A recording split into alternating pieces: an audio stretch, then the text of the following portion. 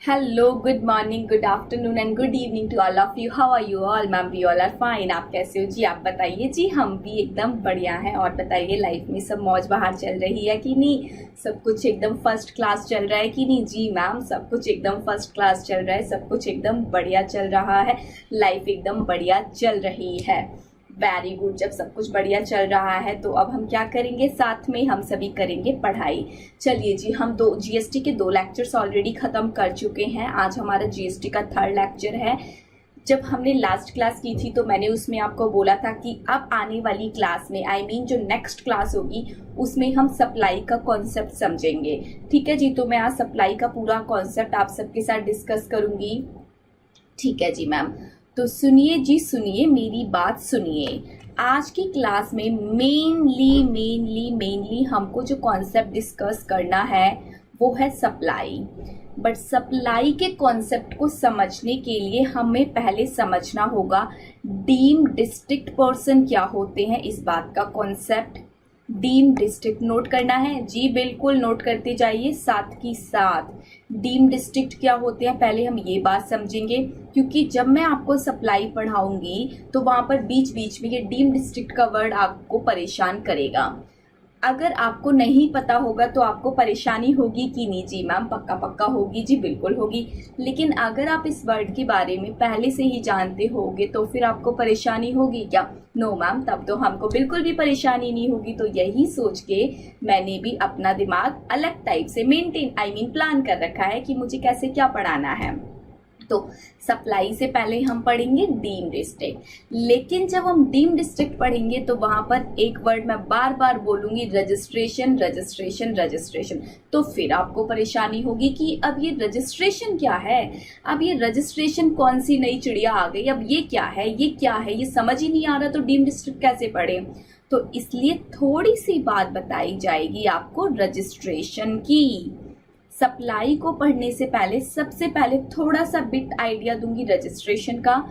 After then I will provide some explanation on deemed district and then we will complete our supply. Okay जी ma'am, बिल्कुल सही बात। तो सबसे पहले हम रजिस्ट्रेशन समझेंगे, देन डीम्ड डिस्ट्रिक्ट, फिर सप्लाई। अच्छा, मेरी एक बात ध्यान से सुनो। अभी मैं रजिस्ट्रेशन पे मुश्किल से 10 मिनट्स डिवोट करूंगी। कितने मिनट्स डिवोट करूंगी? 10 मिनट। ऑलरेडी पहले से ही प्री प्लान होता है कि कब कौन से टॉपिक पे कितना मिनट हमको देना है। ठीक है जी, मेरा तो सब कुछ डिसाइडेड है। तो मैं अभी सिर्फ आपको 10 मिनट दूंगी। लेकिन आज की क्लास के बाद कल एक क्लास होगी 4th नंबर की क्लास। आफ्टर देन जब 5th क्लास होगी तो उसमें रजिस्ट्रेशन में आपको 1-1.5 घंटा पूरा दे दिया जाएगा और बढ़िया तरीके से रजिस्ट्रेशन के कॉन्सेप्ट को आपके माइंड में फिट किया जाएगा। तो मैम अभी रजिस्ट्रेशन क्यों करा रहे हो?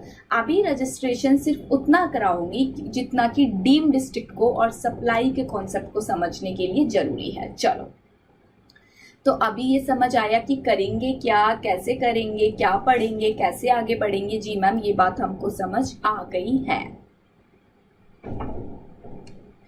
तो यहां पर टॉपिक लिखिए रजिस्ट्रेशन। रजिस्ट्रेशन का जब मैं आपको टॉपिक पढ़ाऊंगी 5th क्लास में, ये भी बेसिक क्लास चल रही है, ओके? 5th क्लास भी बेसिक क्लास होगी। आफ्टर देन हम बुक खोल के अपने चैप्टर्स पढ़ेंगे। तो जब हम बुक खोलेंगे तो वहां पर रजिस्ट्रेशन का चैप्टर पढ़ेंगे, फिर से इसको समझेंगे। लेकिन अभी माइंड मेकअप कर रहे हैं कि हाँ, जीएसटी में क्या क्या होता है, ओहो तो जीएसटी में ऐसा ऐसा होता है, जीएसटी में हम आगे कैसे बढ़े, ये सब बेसिक क्लास चल रही है। ठीक है जी? जी मैम। तो अभी रजिस्ट्रेशन की बात हम कर रहे हैं। रजिस्ट्रेशन में टोटल 3 सेक्शन में आपको पढ़ाऊंगी जो रजिस्ट्रेशन से रिलेटेड होते हैं। हालांकि हम पढ़ते हैं 20 to 30। जब चैप्टर पढ़ेंगे रजिस्ट्रेशन का तो वो चैप्टर सेक्शन नंबर 20 से स्टार्ट होता है और चैप्टर नंबर 30 पे खत्म होता है। लेकिन 22, 23, 24 रजिस्ट्रेशन की बातें करते हैं। कैसी बातें करते हैं? रजिस्ट्रेशन की। बाकी की तो डिफरेंट बातें करेंगे कि रजिस्ट्रेशन कैंसिल कैसे करना है, कैंसिल हो गया तो रीस्टोर कैसे करना है, भला भला ये सारी बातें बाकी सेक्शन करते हैं। तो बाकी अभी हमें नहीं पढ़ने। मैं आपको थोड़ा थोड़ा बिट आइडिया 22, 23, 24 का बताती, लेकिन वो अभी नहीं बताऊंगी, वो भी आने वाली क्लास में मिलेगा। आज तो कुछ और ही पढ़ेंगे रजिस्ट्रेशन के बारे में। चलो, पहली बात तो इतनी याद रखना कि रजिस्ट्रेशन में आपको 22, 23, 24 तीन सेक्शन आपको याद रहने चाहिए। कितने याद रहने चाहिए? 3 सेक्शन।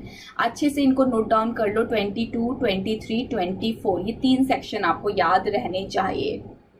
चलिए जी, आने वाली क्लास में आपको बताया जाएगा कि कब कंपलसरी रजिस्ट्रेशन आपके ऊपर एप्लीकेबल होगा। तो 24 में फॉल करना, नो रजिस्ट्रेशन 23 में जाता है, 22 एक थ्रेस बताता है, उस थ्रेस को पूरा करने पर आपको रजिस्ट्रेशन लेना होता है। तो एक बार को लिख लो, यहाँ पर थ्रेस आपको बताई जाएगी। अगर इतना थ्रेशोल्ड आपने पूरा कर दिया तो आपको रजिस्ट्रेशन लेना होगा। मैम थ्रेस क्या होता है? जैसे कि सपोज करो आपकी बिजनेस की कोई टर्नओवर है, अगर वो टर्नओवर एक लिमिट को क्रॉस कर गई, 10 लाख की मान लो एक लिमिट है, अगर वो टर्नओवर 10 लाख को क्रॉस कर गई तो उस केस में आपको जीएसटी में कंपलसरी रजिस्ट्रेशन लेना होगा। अब बात आती है सेक्शन नंबर 23 की। सो 23 क्लियर कट कुछ ऐसी कंडीशन आपको बताएगा जहां पर आपको रजिस्ट्रेशन लेने की जरूरत ही नहीं पड़ेगी, नो रजिस्ट्रेशन। बट 24 आपको बताएगा कुछ ऐसे केसेस जहां पर आपको जीएसटी लॉ में कंपल्सरीली रजिस्ट्रेशन लेना पड़ेगा। कंपल्सरीली, चाहे आपकी थ्रेशोल्ड क्रॉस हुई हो, चाहे आपकी थ्रेशोल्ड क्रॉस नहीं हुई हो, आपको रजिस्ट्रेशन लेना पड़ेगा। मैम अगर हमारी थ्रेशोल्ड कवर नहीं हुई हो और हम कंपलसरी रजिस्ट्रेशन की कैटेगरी में फॉल नहीं कर रहे हो तो क्या हम अपनी मर्जी से वॉलेंट्री रजिस्ट्रेशन नहीं ले सकते? जी बिल्कुल ले सकते हो। सेक्शन नंबर 22 आपको वॉलेंट्री बेसिस पर भी रजिस्ट्रेशन देने की बातें करता है। खैर ये सब पढ़ेंगे परसों की क्लास में, आज नहीं। आइए आज आप समझिए थोड़ी सी अलग बातें। आप सबको पता है ये चीज़, जीएसटी लगाने के लिए अगर आप जीएसटी की दुनिया में आना चाहते हो तो सबसे पहले आपको जीएसटी के अंडर में रजिस्ट्रेशन लेना होता है। आप जीएसटी की सबसे पहली सीढ़ी पर जब पैर रखोगे तो पहली सीढ़ी क्या कहती है?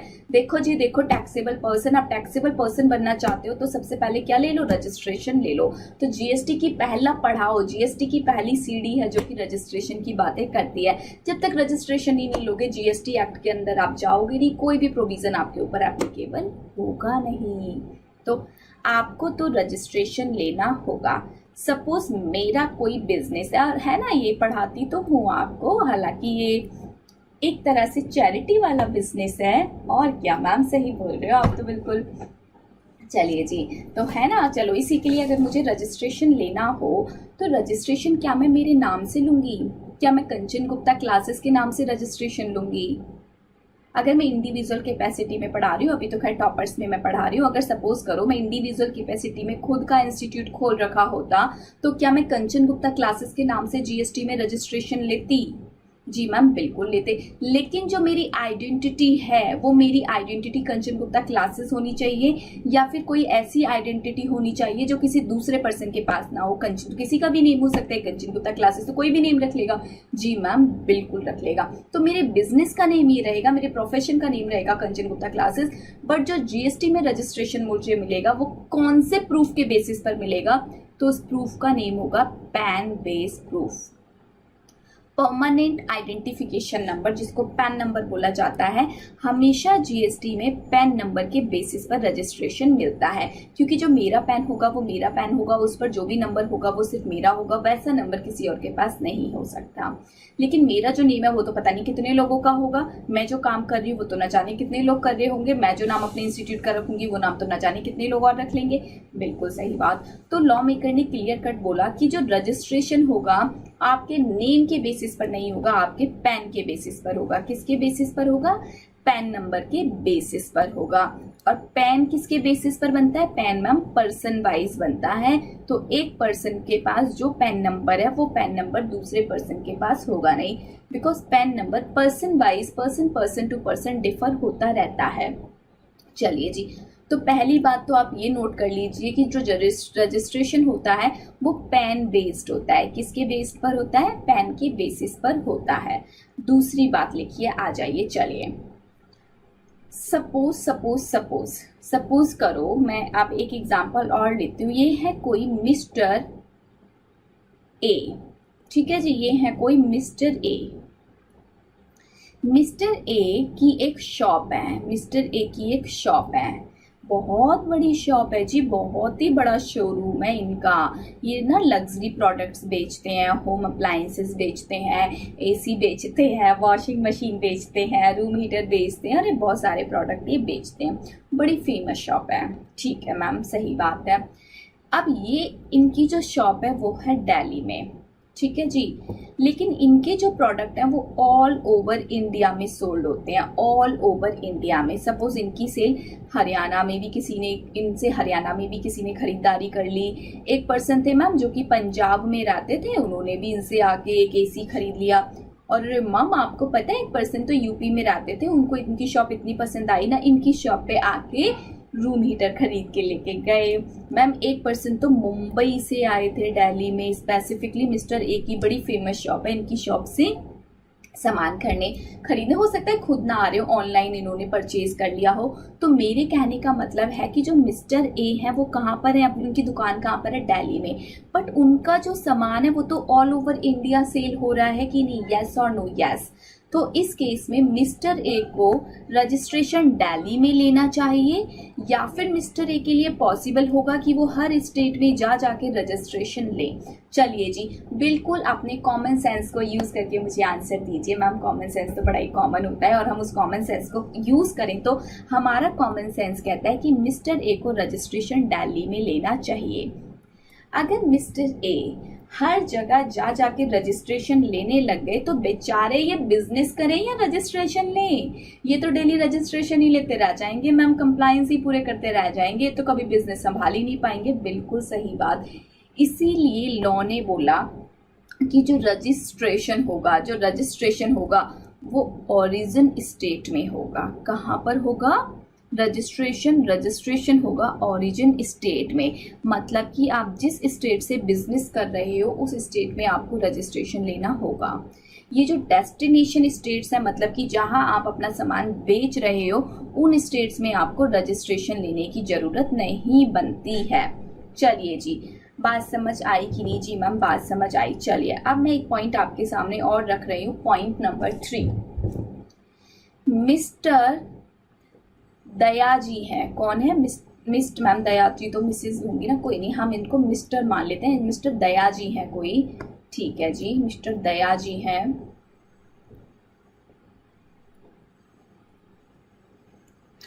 मिस्टर दया जी का एक बिजनेस है यूपी में, एक बिजनेस है महाराष्ट्र में, एक बिजनेस है पंजाब में, एक बिजनेस है यूपी में। ओ माय गॉड, ये तो बहुत ही बड़े आदमी है।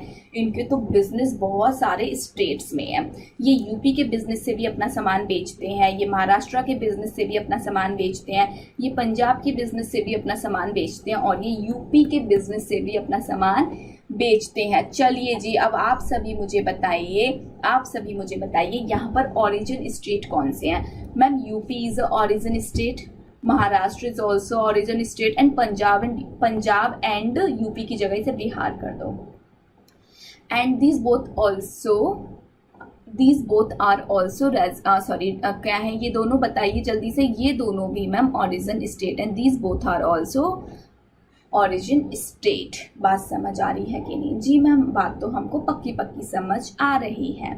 तो अब क्या होगा, इन्होंने यूपी में भी रजिस्ट्रेशन लेना है, इनको महाराष्ट्र में भी रजिस्ट्रेशन लेना है, इनको पंजाब में भी रजिस्ट्रेशन लेना है, और इनको बिहार में भी रजिस्ट्रेशन लेना है। तो यहाँ पर अब मैं एक क्रक्स निकाल सकती हूँ कि नहीं? स्टेट वाइज रजिस्ट्रेशन कैसा होता है? स्टेट वाइज रजिस्ट्रेशन होता है मैंडेटरी। कैसा होता है? मैंडेटरी। इसका मतलब मैम क्या हुआ कि जितने भी स्टेट से आप बिजनेस कर रहे हो उन सभी स्टेट में आपको रजिस्ट्रेशन लेना पड़ेगा। लेकिन इन पर्टिकुलर स्टेट से आप जहां जहां पर अपना सामान बेच रहे हो उन स्टेट में जाके रजिस्ट्रेशन लेने की कोई भी रिक्वायरमेंट यहाँ पर नहीं है। चलो नेक्स्ट क्रक्स अब मैं एक और निकाल के दूंगी, आ जाइए। एक एग्जाम्पल के थ्रू क्रक्स निकालेंगे। क्रक्स का रट्टा नहीं लगाना है, मैं एग्जाम्पल ड्राफ्ट करूंगी, आप सब मुझे आंसर दीजिएगा। पॉइंट नंबर कौन सा आएगा ये? मैम 4। चलो फिर से लेते हैं। मिस्टर दया है कोई, मिस्टर दया जी है कोई, ठीक है मैम। ये जो दया जी है इनका एक बिजनेस यूपी में है। कहाँ पर है? यूपी में। लेकिन यूपी के अंडर में एक बिजनेस था इनका नोएडा में और एक बिजनेस है इनका गाजियाबाद में। दोनों ही पर्टिकुलर सिटीज कहाँ पर आती हैं मैम? यूपी में आती हैं, दोनों ही यूपी में आती हैं। एक और बिजनेस है इनका, एक बिजनेस है इनका महाराष्ट्र में। चलो अब आप सभी मुझे बताइए, यूपी के अंडर में इनकी एक दुकान नोएडा में है, एक दुकान है गाजियाबाद में, और महाराष्ट्र के अंडर इनकी एक ही दुकान है मुंबई में। ठीक है जी? जी मैम। पहला क्रक्स तो मैंने आपको निकाल के ऑलरेडी एग्जाम्पल नंबर 3 से दिया था कि स्टेट वाइज रजिस्ट्रेशन क्या होता है? मैंडेटरी।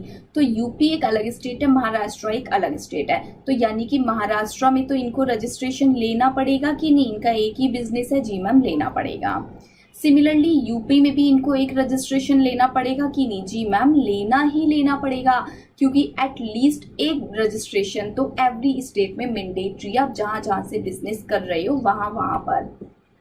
लेकिन इनके पास एक ऑप्शन है। क्या ऑप्शन है? सुनो, बड़ा ही बढ़िया ऑप्शन है। अगर इनके एक ही स्टेट में एक से ज्यादा बिजनेस है तो ये चाहे तो, देखो कोई कंपल्सन नहीं है, ये चाहे तो एक से ज्यादा रजिस्ट्रेशन भी ले सकते हैं। लेकिन ये क्या है इनके पास ऑप्शन?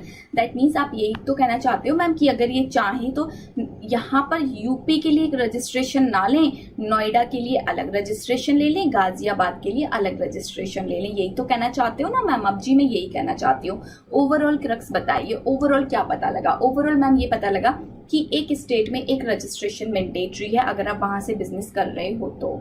लेकिन एक ही बिजनेस के अंदर में आपके मल्टीपल बिजनेस हैं, एक ही स्टेट के अंडर में आपके मल्टीपल बिजनेस हैं, तो आप चाहो तो पर्टिकुलर बिजनेस के लिए अलग अलग रजिस्ट्रेशन भी ले सकते हो। पर आप ऐसा नहीं चाहते तो आप ऐसा मत कीजिए। एक स्टेट में एक रजिस्ट्रेशन तो एटलीस्ट ले ही लीजिए, ऐसा लॉ बोलता है, लेना ही पड़ेगा।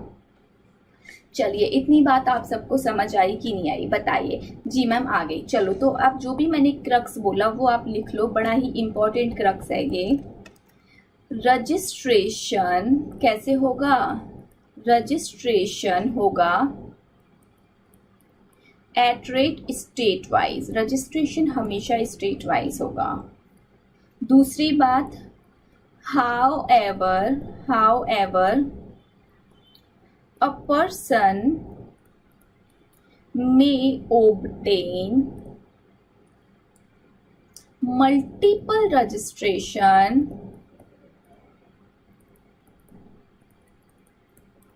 within state at rate, मैं इसको बोल सकती हूँ प्लेस ऑफ बिजनेस वाइज। आप चाहो तो आप बिजनेस वाइज भी अपना रजिस्ट्रेशन ले सकते हो, बट ये आपके पास ऑप्शन है, ये कोई कंपल्सन नहीं है। आप लेना चाहो तो ले लेना, आप नहीं लेना चाहोगे तो मत लीजिएगा, बट ये कोई कंपल्सन नहीं है। ये सिर्फ आपके पास क्या है? एक ऑप्शन है, ये बस एक ऑप्शन है। ठीक है जी मैम, बात समझ आ गई। चलिए जी अब आगे बढ़ जाएं। जी मैम आगे बढ़ जाइए।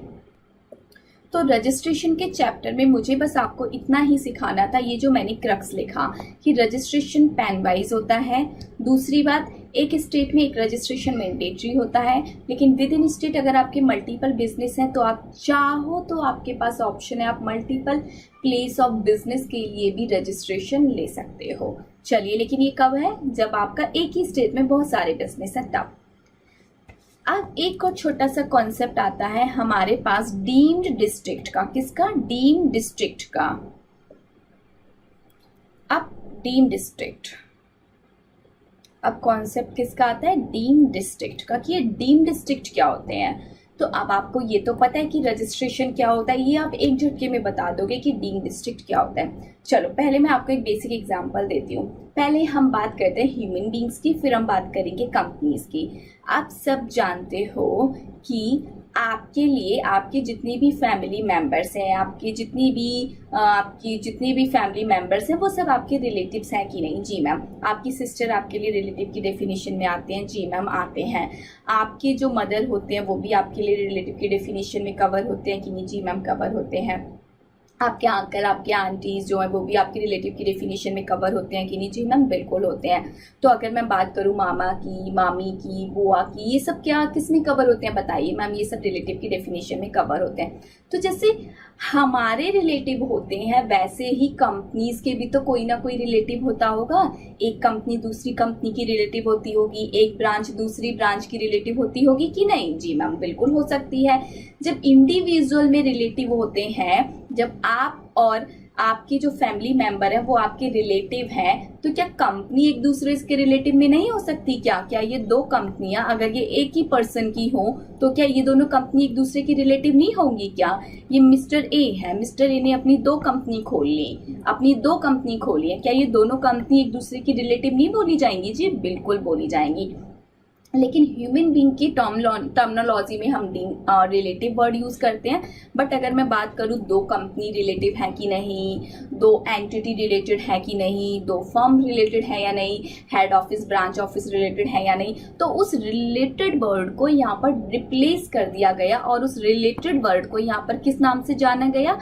डीम्ड डिस्ट्रिक्ट के नाम से जाना गया। अब मिस्टर ए की ये दो कंपनी है, क्या ये दोनों कंपनी आपस में डीम्ड डिस्ट्रिक्ट है कि नहीं? जी बिल्कुल है। एक ही पर्सन की तो दो कंपनी है। जी बिल्कुल है।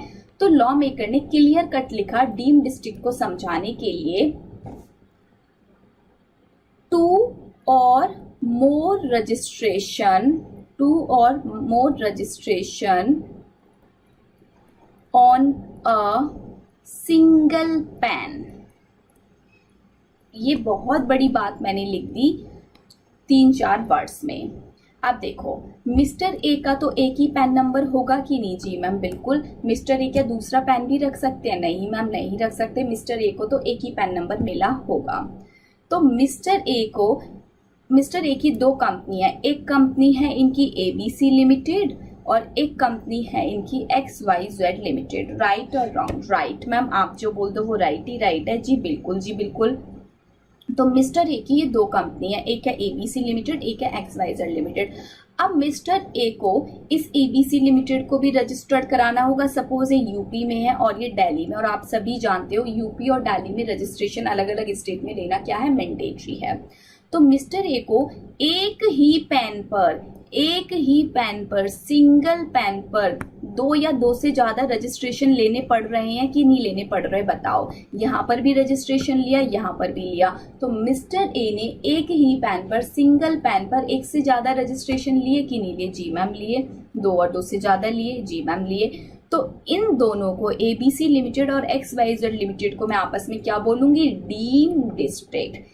एक ही पैन पर जब दो एंटिटी रजिस्टर्ड होती हैं तो उन दोनों एंटिटी को आपस में क्या बोला जाता है? Deemed district. बात समझ आई कि नहीं? जी मैम अब समझ आई। सिमिलरली एक और एग्जांपल सुनो। मिस्टर ए इनका यूपी में क्या हुआ? यूपी में इनके दो बिजनेस हैं, एक तो इनका गाजियाबाद में बिजनेस है, एक इनका नोएडा में बिजनेस है।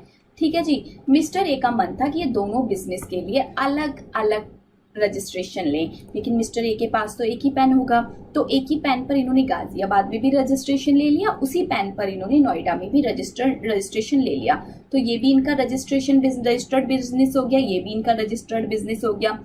जब बिजनेस आप रजिस्टर्ड कराते हो तो आपको क्या मिलता है? Registration certificate. तो बेसिकली एक ही पैन पर दो बिजनेस रजिस्टर्ड हैं, दो RCR रखी हैं। जी मैम। तो ये दोनों बिजनेस भी आपस में क्या कहलाएंगे? Deemed district. स्टेट की वाइज करो, विद इन स्टेट की, चाहे आउटसाइड स्टेट की बात करो, अगर दो या दो से ज्यादा पर्सन एक ही पैन पर रजिस्टर्ड हैं तो वो सभी आपस में क्या कहलाएंगे? Deemed district. आई होप अब आपको ये कॉन्सेप्ट बहुत बढ़िया से समझ आया होगा। कुछ एग्जाम्पल यहाँ पर रख रही हूँ, बताइएगा आपको क्या लगता है। ठीक है मैम।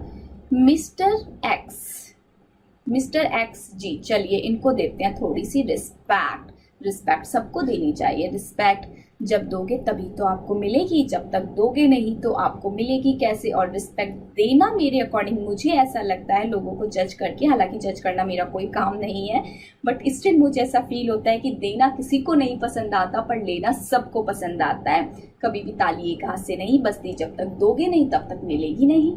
जी मैम बिल्कुल सही बात है जी।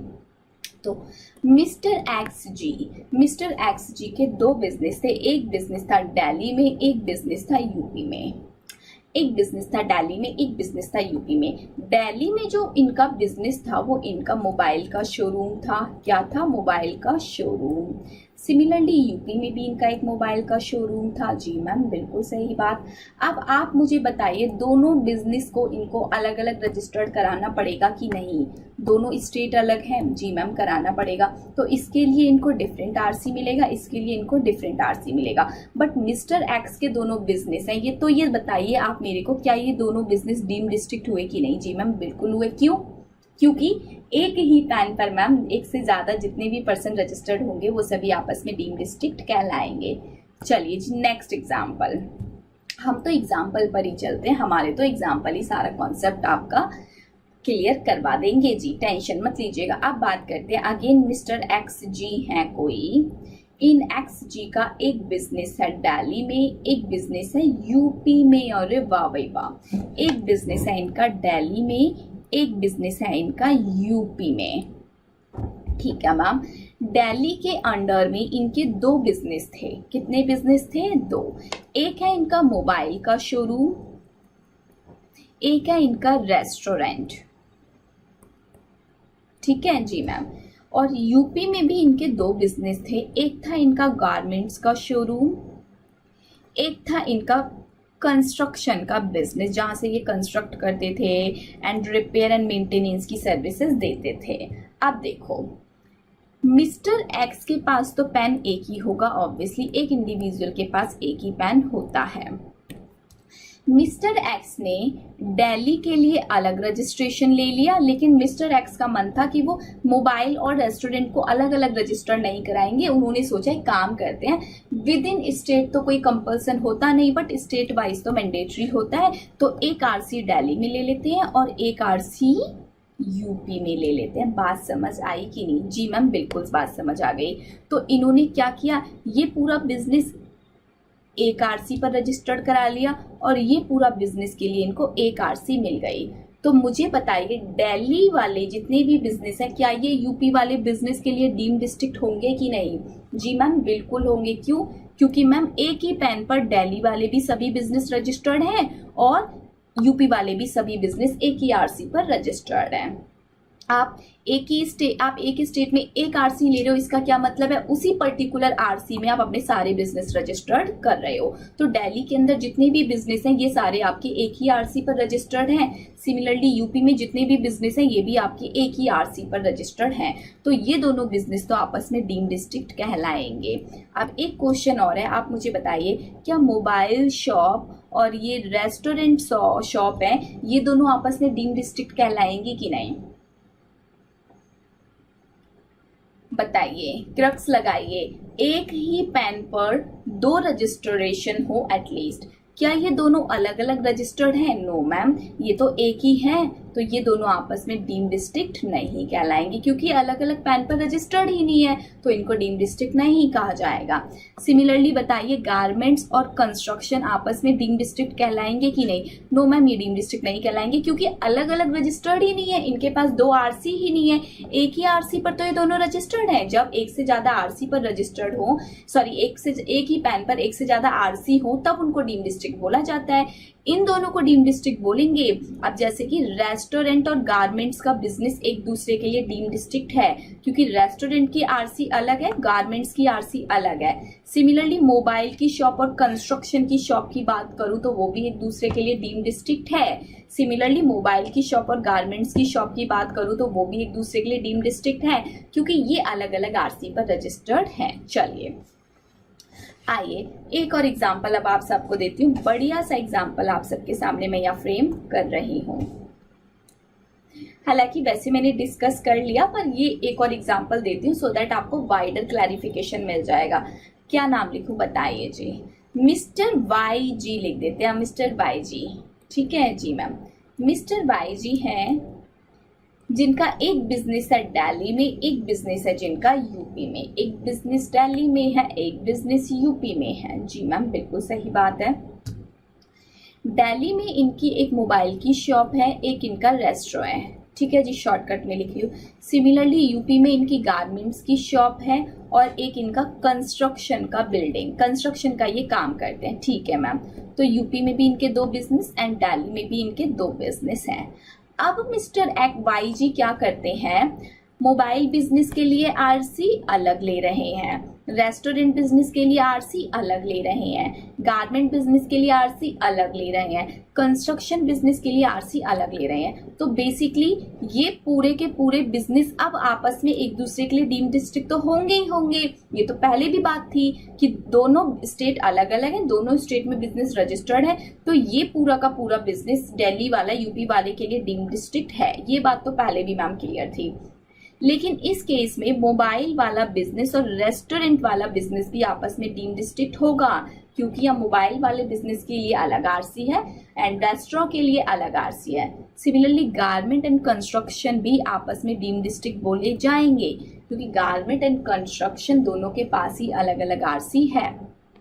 चलिए, बात समझ आई कि नहीं जी मैम? अब हमको बात समझ आ गई, एकदम बढ़िया वाली बात समझ आ गई है। चलिए जी, इतनी बात समझ आने के बाद बढ़ जाते हैं अब आगे। आपका रजिस्ट्रेशन का टॉपिक क्लियर, डीम्ड डिस्ट्रिक्ट का टॉपिक क्लियर। अब बात आती है हमारी सप्लाई की। किसकी बात आती है? सप्लाई की। सप्लाई के लिए एक सेक्शन नंबर मैंने काफ़ी पहले से आप सबको याद करा रखा है, सेक्शन नंबर 7। इसके साथ हमारे 3 शेड्यूल्स होते हैं, first schedule, second schedule and third schedule. First, second and third schedule. Section number 7 जब भी हम रीड करेंगे तो हम ये इन 3 शेड्यूल की चर्चा भी इसके साथ में करेंगे। चलिए, अब हम अपना कॉन्सेप्ट बड़ा वाला स्टार्ट करते हैं। मेन कॉन्सेप्ट जो हमें आज की क्लास में पढ़ना था वो क्या था? सप्लाई। तो सप्लाई के बारे में आप काफ़ी कुछ जानते हो कि सप्लाई जो है वो इंटर भी होती है और इंट्रा भी होती है। अब देखो, मैं ये नहीं बता रही कि इंटर क्या होता है, इंट्रा क्या होता है, आप सब जानते हो। सप्लाई इंटर भी होती है, इंट्रा भी होती है, सप्लाई गुड्स में भी होती है और सप्लाई सर्विस में भी होती है। सप्लाई का मतलब बेसिकली क्या है? एक मूवमेंट, एक हलचल। मैं इस चीज को, इस पेन को बेच दूं तो इसमें मूवमेंट हो रही है कि नहीं हो रही? अगर मैं इसे बेच रही हूँ तो इसमें कोई क्रिया हो रही है कि नहीं हो रही? जी मैम, हो रही है। इसका बेचा जाना, इसमें क्या माना जाएगा? सप्लाई। सपोज ये मेरा जो स्टूडियो है, इस स्टूडियो को किसी को मैं रेंट पर दे दूं, तो जब भी मैं स्टूडियो को रेंट पर दूंगी तो उसको क्या बोला जाएगा मैम? उसको भी सप्लाई बोला जाएगा। अगर मैं किसी को अपना सिस्टम लीज पर दे दूं तो उसको भी सप्लाई बोला जाएगा। जी मैम, बिल्कुल बोला जाएगा। तो सिमिलरली अगर मैं कोई चीज़ अपनी ट्रांसफ़र कर दूं, सपोज मैं अपना ये पेन आपको ट्रांसफ़र कर दूं, बदले में आपसे कुछ और ले लूं, सपोज आपकी वॉच ले लूं, तो ये क्या हो रहा है मैम? बर्टर। तो बर्टर को भी क्या बोला जाएगा? सप्लाई। सिमिलरली एक्सचेंज हो जाए, मैं आपको पेन दे दूं, आपसे वॉच प्लस साथ साथ कुछ पैसा ले लूं, इसको क्या बोला जाएगा? एक्सचेंज। ये सब धीरे धीरे पढ़ाऊंगे। तो basically what is supply? Supply is a activity, supply is a movement, supply एक हलचल है। सप्लाई जब होती है तभी गुड्स और सर्विसेज पर जीएसटी लगता है। अगर किसी गुड्स और सर्विस में सप्लाई नहीं हो रही, दैट मीन्स उस पर जीएसटी नहीं लगेगा। अब सपोज करो मेरी शॉप है, मेरी शॉप पर पेन सोल्ड होते हैं, ठीक है जी, मेरी शॉप पर ये पेन सोल्ड होते हैं, डिजिटल पेन सोल्ड होते हैं। अब ये पेन अगर मेरी शॉप पर रखा हुआ है तो क्या मैं रखे रखे इस पर जीएसटी लगा दूं? No ma'am. कब लगाऊंगी? जब ये पेन सेल होगा।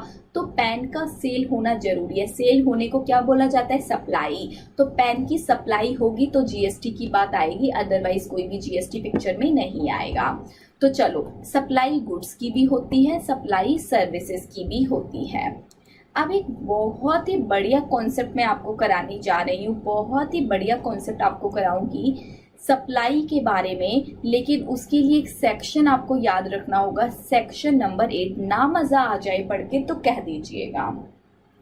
चलो, सेक्शन नंबर 8। सेक्शन नंबर 8 बात करेगा कुछ डिफरेंट बातें, लाइक मिक्स सप्लाई क्या होता है और कंपोजिट सप्लाई क्या होता है। ओ माय गॉड मैम, आज 3rd क्लास है बट ये दोनों वर्ड पहली बार सुने हैं, ये दोनों वर्ड पहली बार सुने हैं। लेकिन बिलीव मी, रियल लाइफ में आपने ये दोनों चीजें फेस की हैं। सच्ची में क्या जी, मुच्ची में आपने ये दोनों चीजें रियल लाइफ में बहुत फेस की। अभी देखो, अभी एग्जाम्पल ड्राफ्ट करती हूँ ना, माइंड में क्लिक हो जाए तो कह देना। चलो आ जाओ। दिवाली का ओकेजन आई थिंक सबका फेवरेट ओकेजन होता है, सबको बहुत ज़्यादा पसंद होता है, ऐसा मैं मानती हूँ। मेरे को तो बहुत ही ज़्यादा पसंद है दिवाली सेलिब्रेट करना। जी मैम, दिवाली तो सबका ऑलमोस्ट सबका फेवरेट ओकेजन होता है। कोई बोल रहा होगा मैम हमारा तो होली फेवरेट है, कोई ऐसा भी बोल रहा होगा, कोई बात नहीं, सबका अपना अपना होता है। जी मैम, तो देखो हम बात करते हैं दिवाली की। दिवाली की अगर मैं बात करूं तो आप सबको पता है कि दिवाली पर कुछ पैकेट्स आते हैं, जिसमें मैम दिवाली पर ना हमारे घर में पैक्ड गिफ्ट्स बहुत आते हैं, पता है आपको? जी, सबके घर में बहुत आते हैं ना। जी मैम, बिल्कुल सही बात है, दिवाली पे ना हमारे घर में पैक्ड गिफ्ट्स आते हैं।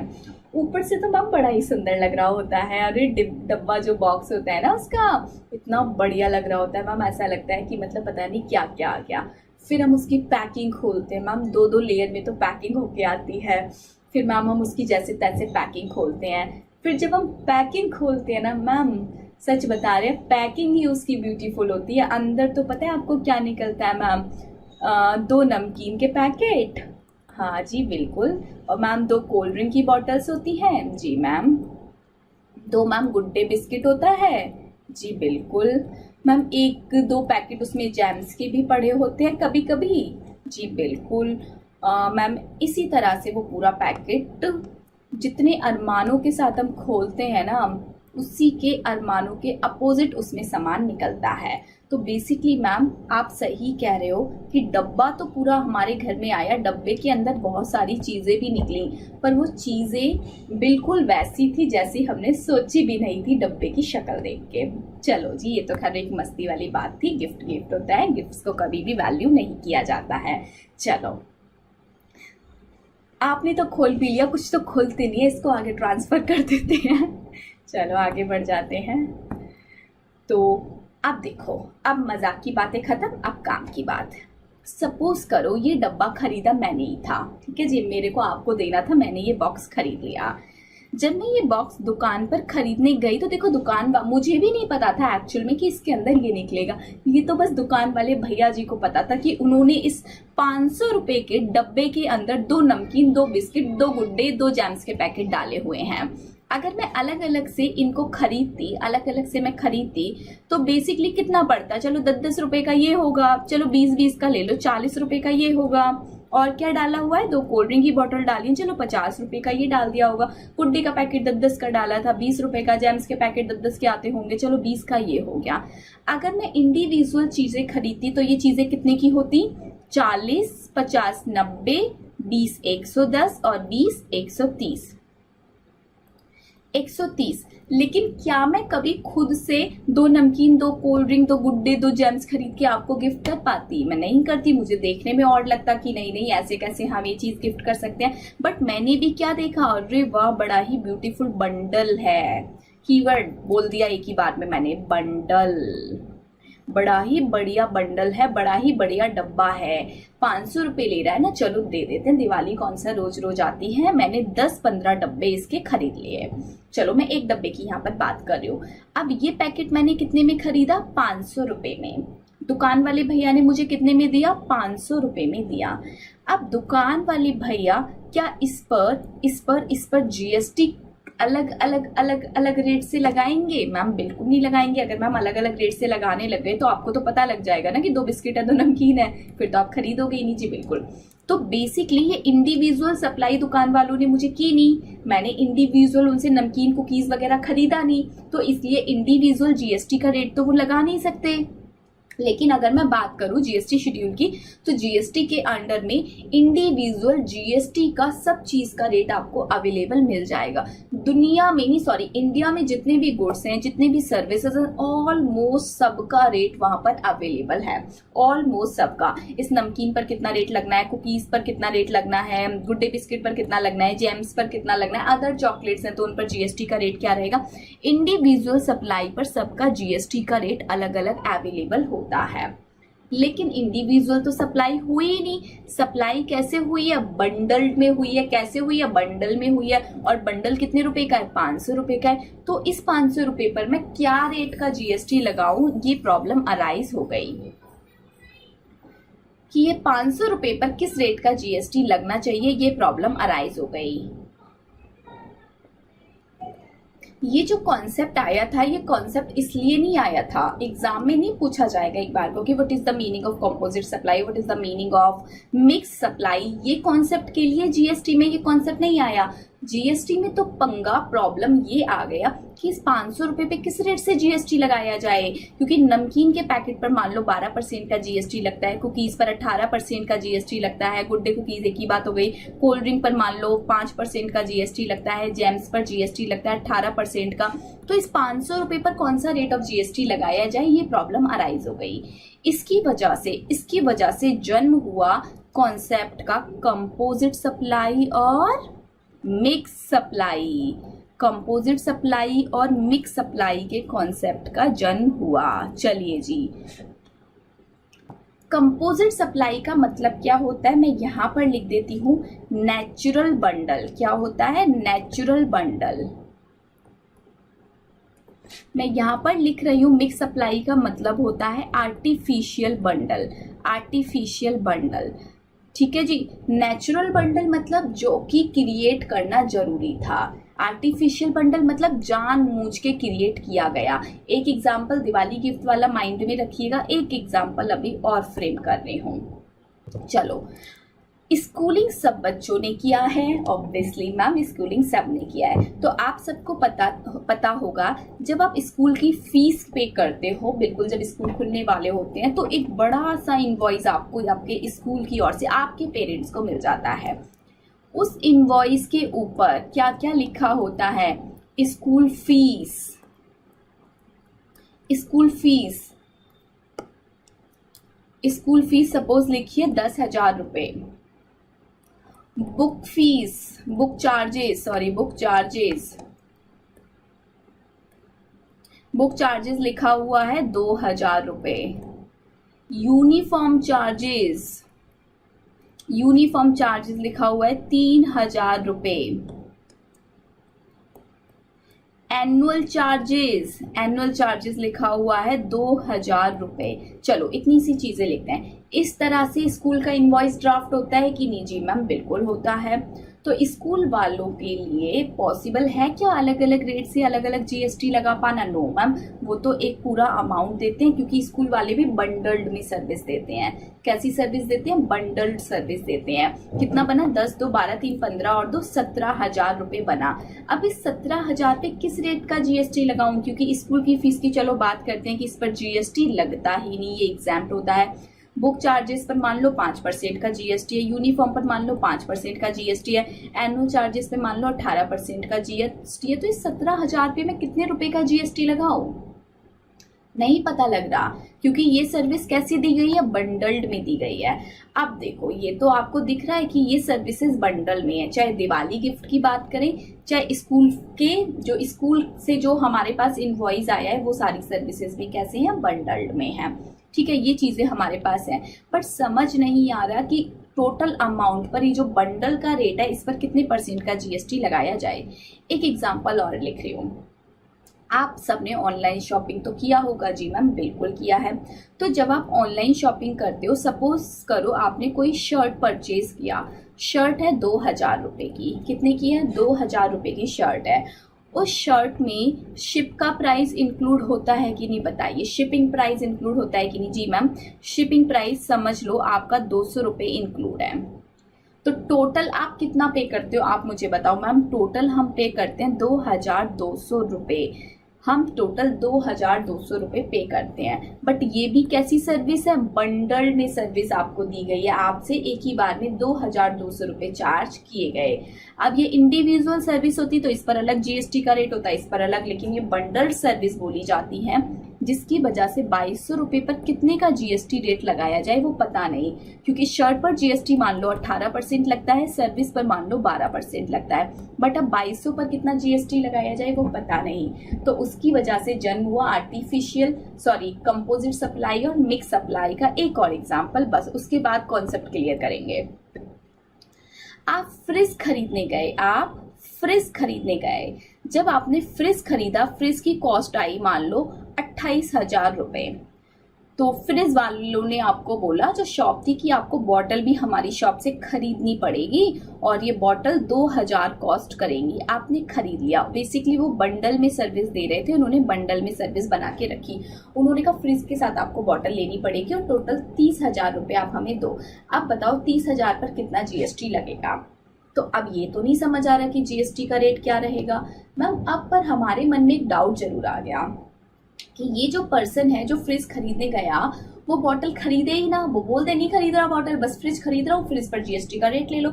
या तो वो बोल देगा कि फ्रिज अलग दो, बॉटल अलग दो, फ्रिज पर फ्रिज का रेट लो, बॉटल पर बॉटल का रेट लो। लेकिन ये देखो ना, ये जो दुकानदार है ये बड़ा चालाक है। दुकानदार अलग अलग सर्विस नहीं दे रहा, दुकानदार अलग अलग गुड्स नहीं दे रहा, दुकानदार तो बंडल में दे रहा है कि फ्रिज के साथ आपको बॉटल लेना ही पड़ेगा। सिमिलरली ये जो अमेज़न वाले हैं ये बोल रहे हैं शर्ट के साथ शिपिंग आपको लेना पड़ेगा, इंश्योरेंस आपको कराना पड़ेगा, ये नहीं कराओगे शर्ट आपको नहीं मिल रही है। सिमिलरली अगर मैं बात करूं स्कूल फीस की, तो स्कूल वाले बोलते हैं कि स्कूल फीस ही नहीं भरनी है आपको, हमें बुक का चार्ज की सर्विस भी लेनी पड़ेगी हमसे, यूनिफॉर्म भी हमसे खरीदना पड़ेगा, एनुअल ड्रेस भी हमसे खरीदना पड़ेगा, सब कुछ हमसे खरीदना पड़ेगा, पूरा बंडल हमसे लेना पड़ेगा। सिमिलरली दिवाली गिफ्ट वाला बोल रहा है कि नमकीन बिस्किट अलग अलग नहीं देंगे, पूरा का पूरा गिफ्ट लेना पड़ेगा। अलग अलग लेना है तो अलग अलग चीजें फिर खुली मिलेंगी, इस तरह से नहीं मिलेंगी, पैकेट नहीं मिलेगा। पैकेट तो पूरा बंडल वाला है, बंडल वाला ही खरीदना पड़ेगा। अब इन केस में क्या जीएसटी का रेट लगाया जाए? तो अब बात आती है, देखना पड़ेगा हमको कि कौन सा बंडल नेचुरली बनाया गया है और कौन सा बंडल आर्टिफिशियली क्रिएट किया गया है। क्योंकि जो बंडल नेचुरली बने होते हैं उनको बनाना जरूरी होता है। अगर आपने वो बंडल नहीं बनाया तो मे बी आपका कस्टमर आपसे सामान भी नहीं खरीदेगा। तो उस केस में तो लॉ मेकर ने क्लियर कट बोला, जो मेन सप्लाई है जो प्रिंसिपल सप्लाई है, उस प्रिंसिपल सप्लाई पर जो भी जीएसटी का रेट एप्लीकेबल होता है वही पूरा का पूरा रेट बंडल के ऊपर लगा दो।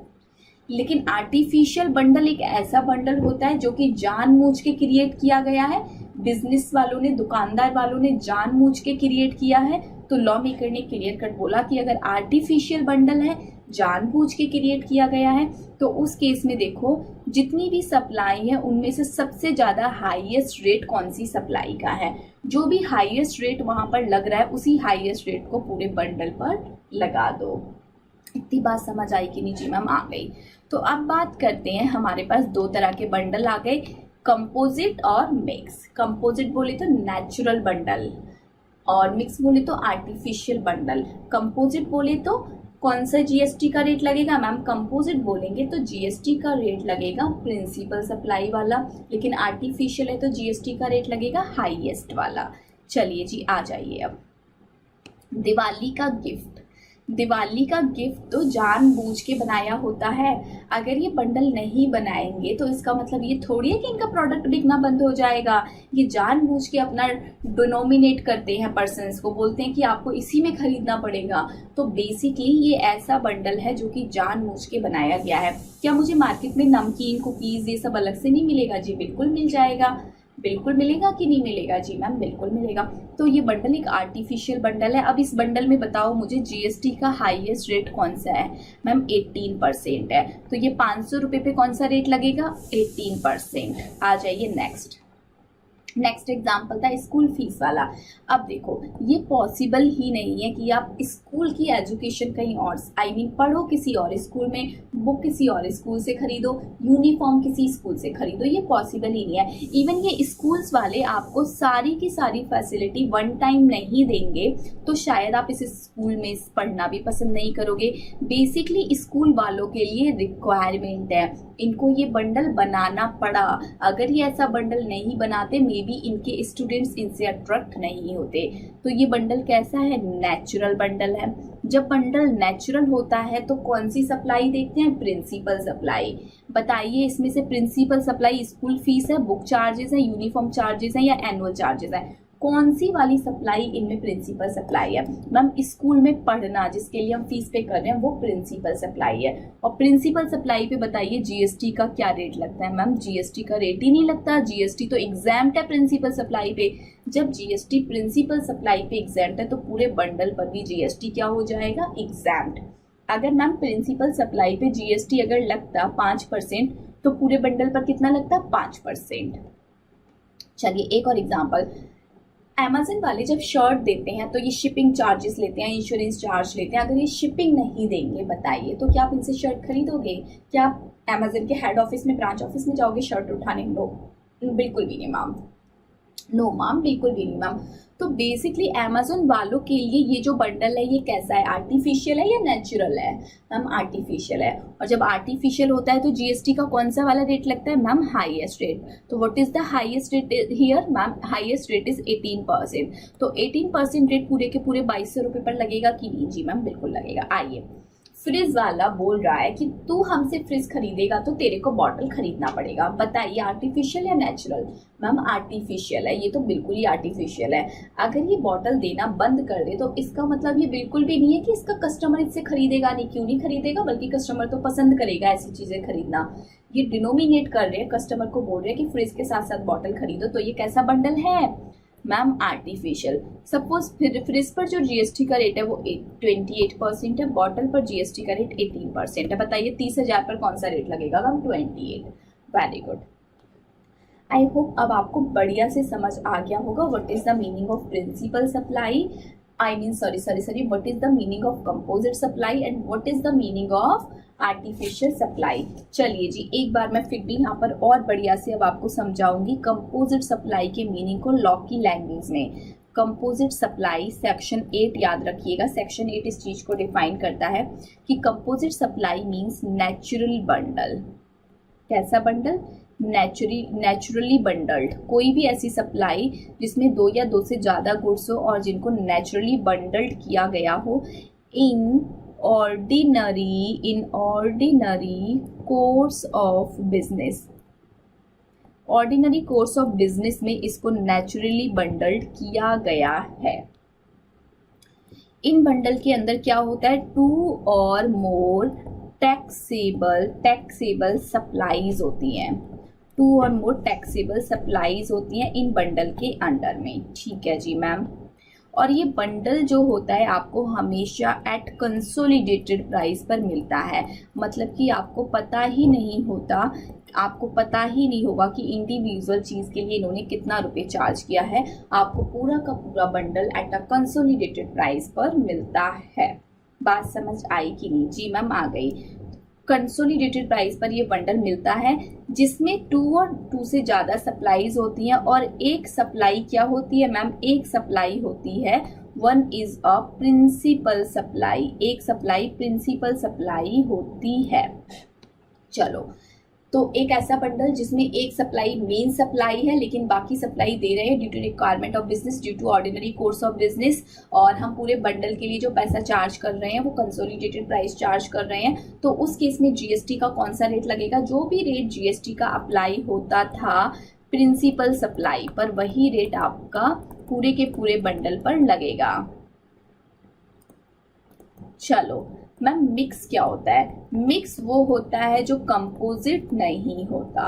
और वाह, मजा आ गया। जो कंपोजिट नहीं है वो मिक्स है। मतलब कि सबसे पहले आपको पहचानना होगा क्या ये चीज कंपोजिट है, कंपोजिट है कि नहीं। अगर वो चीज कंपोजिट बन जाएगी तो बात खत्म। अगर वो चीज कंपोजिट नहीं बनी तो फिर वो चीज क्या कहलाएगी? वो चीज कहलाएगी मिक्स।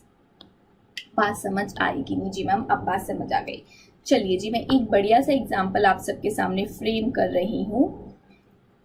आप मुझे अपना कॉमन सेंस यूज करके आंसर दीजिएगा। हालांकि इस चीज पे क्लैरिफिकेशन ऑलरेडी शेड्यूल, जब मैं आपको पढ़ाऊंगी शेड्यूल नंबर 2, वहां पर क्लियर कट आपको आंसर मिलेगा। लेकिन फिर भी हम इन कॉन्सेप्ट को यूज करेंगे क्योंकि अब तो हम कॉन्सेप्चुअल बात करेंगे, हमें रटना नहीं है। शेड्यूल 2 को बिल्कुल भी हम रट्टा नहीं मारेंगे। हम पहले कॉन्सेप्चुअल पढ़ेंगे, उसके बाद हम शेड्यूल 2 में देख लेंगे जो लिखा होगा। पढ़ने में कितना टाइम लगता है, मेन टाइम तो समझने में जाता है। चलिए जी मैं रेस्टोरेंट की बात करती हूँ। मैं किसकी बात कर रही हूँ? रेस्टोरेंट की। रेस्टोरेंट में आपको फूड मिलता है प्लस सर्विस मिलता है। राइट और रॉन्ग? Yes ma'am right. तो ये जो रेस्टोरेंट वाले होते हैं ये आपको फूड भी देते हैं प्लस आपको सर्विसेज भी देते हैं। अब आप मुझे बताइए कि रेस्टोरेंट वालों के लिए ये बंडल जो है ये आर्टिफिशियल बंडल है या नेचुरल बंडल है? चलो, ऑलमोस्ट 99% बच्चे बोलेंगे मैम आर्टिफिशियल बंडल है। क्यों? क्योंकि मैम हम तो रेस्टोरेंट पे खाने के लिए जाते हैं, तो फूड इनकी मेन सप्लाई हो गई और सर्विस इनकी अलग सप्लाई हो गई, और मैम जो कि इसमें काम की नहीं है। इसका मतलब मैम इन्होंने तो जानबूझ के बना रखा है ना, हम तो वहाँ खाने के लिए जाते हैं, हम अदर चीजें क्यों लेंगे वहां से। अब एक बात मुझे बताओ कि रेस्टोरेंट में हम क्यों जाते हैं? खाना तो हम घर में भी खाते हैं, खाना तो ढाबे में भी मिल जाएगा, पर हम रेस्टोरेंट में क्यों जाते हैं? मैम रेस्टोरेंट में हम इसलिए जाते हैं क्योंकि हमें वहाँ की फैसिलिटीज अवेल करना पसंद है। बात समझ आएगी नहीं? जी मैम, वहाँ की जो फैसिलिटी होती है, जो लग्जरी फैसिलिटीज होती हैं, बिल्कुल क्लीननेस होता है, वहाँ का एसी बढ़िया चल रहा होता है, वहाँ का जो वेटर होता है उनकी सर्विस बहुत बढ़िया होती है, हम उन सर्विसेज को अवेल करने वहाँ जाते हैं, वरना खाना तो मैम हम घर में भी खाते हैं। तो इस केस में अब देखो, रेस्टोरेंट वाले अगर अपनी सर्विस ना दें, सिर्फ फूड ही फूड दें, तो कोई जाएगा क्या 5 स्टार रेस्टोरेंट में? बताइए। नो मैम, कोई भी नहीं जाएगा। कोई 5 स्टार 3 स्टार में क्यों जाता है, 7 स्टार में क्यों जाता है? उनको वहाँ की फैसिलिटी अवेल करनी होती है, इसलिए जाता है। जी, वेरी गुड। तो बेसिकली अगर रेस्टोरेंट वाले सर्विस देना बंद कर दे तो क्या इनके बिजनेस में, इनके रेस्टोरेंट के बिजनेस चल पाएंगे? नहीं मैम, बिल्कुल नहीं चल पाएंगे। तो ये फूड बेच रहे हैं और ये सर्विस दे रहे हैं, पर इनके लिए सर्विस देना जरूरी है। अगर ये सर्विस नहीं देंगे तो इनके कस्टमर इनसे अट्रैक्ट नहीं होंगे। जहां पर कस्टमर अट्रैक्ट होने की वजह से आप दूसरी सर्विस दे रहे हो, उसकी वजह से आपने बंडल बनाया है, तो ये तो ऑर्डिनरी कोर्स में आ गया। ये तो ऑर्डिनरी कोर्स ऑफ बिजनेस कहता है कि अगर हम फूड दे रहे हैं तो हमें सर्विस भी देनी पड़ेगी, वरना कोई कस्टमर हम पे आएगा ही नहीं। तो इस केस में ये कौन सा बंडल हुआ? नेचुरल बंडल हुआ मैम। जब नेचुरल बंडल होता है तो प्रिंसिपल सप्लाई कौन सी है बताइए मैम? प्रिंसिपल सप्लाई बताइए अब कौन सी है? फूड की सप्लाई है या सर्विस जो दे रहे हैं वो सप्लाई प्रिंसिपल सप्लाई है? बताइए, मैसेज कीजिए। मैम ये जो फैसिलिटी दे रहे हैं ना, ये इनकी प्रिंसिपल सप्लाई है। ये जो फैसिलिटी दे रहे हैं ये इनकी प्रिंसिपल सप्लाई है। तो प्रिंसिपल सप्लाई क्या है? इनकी सर्विस। और प्रिंसिपल सप्लाई सर्विस है तो पूरा बंडल भी किस नाम से जाना जाएगा? सर्विस के नाम से जाना जाएगा। और सर्विस का जो जीएसटी रेट होगा वो इसके ऊपर लगेगा। लेकिन मैं आपको बाद में कभी पढ़ाऊंगी कि रेस्टोरेंट के ऊपर एक बहुत अच्छी नोटिफिकेशन आ रखी है, सभी रेस्टोरेंट के ऊपर 5% का जीएसटी लगता है। कितना लगता है? 5% का। ये एक नोटिफिकेशन आई थी 2019 में आई थी नोटिफिकेशन, आई गेस अक्टूबर 2019 में आई थी। खैर काफी पुरानी नोटिफिकेशन हो गई अब तो, कि जितने भी रेस्टोरेंट वाले आप कभी खाना खाने जाओ तो देखना कि वो 5% का ही जीएसटी लगाते हैं। चलिए, तो ये जब मैं आपको शेड्यूल 3 बताऊंगी तो वहां पर क्लियर कट लिखा है कि रेस्टोरेंट द्वारा जो भी सर्विस दी जा रही है, जो भी फूड वगैरह दिया जा रहा है, उस पूरे बंडल को क्या बोला जाता है? सर्विस। बट हमने यहाँ भी पहचान लिया, यहाँ पर हमने कॉन्सेप्चुअली पहचाना, कंपोजिट सप्लाई का सहारा लेके पहचाना। यस और no? Yes ma'am.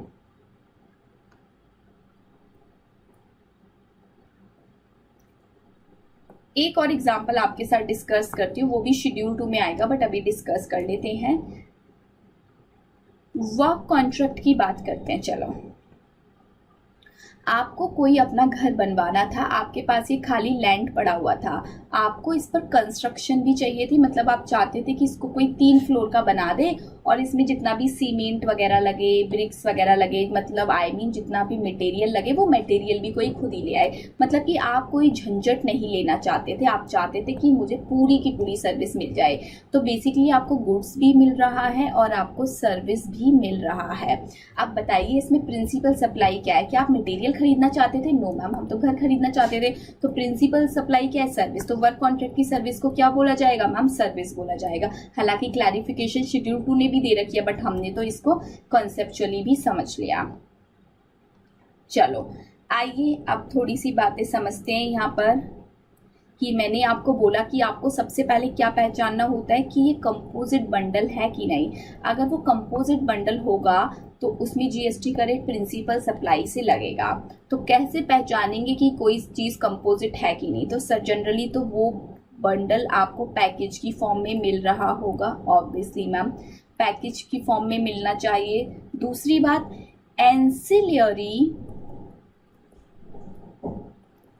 Ancillary supplies जो भी हैं, जो उनकी सहायक, उनकी सपोर्टेड सप्लाईज हैं, वो अवेलेबल नहीं होती, नॉट अवेलेबल सेपरेटली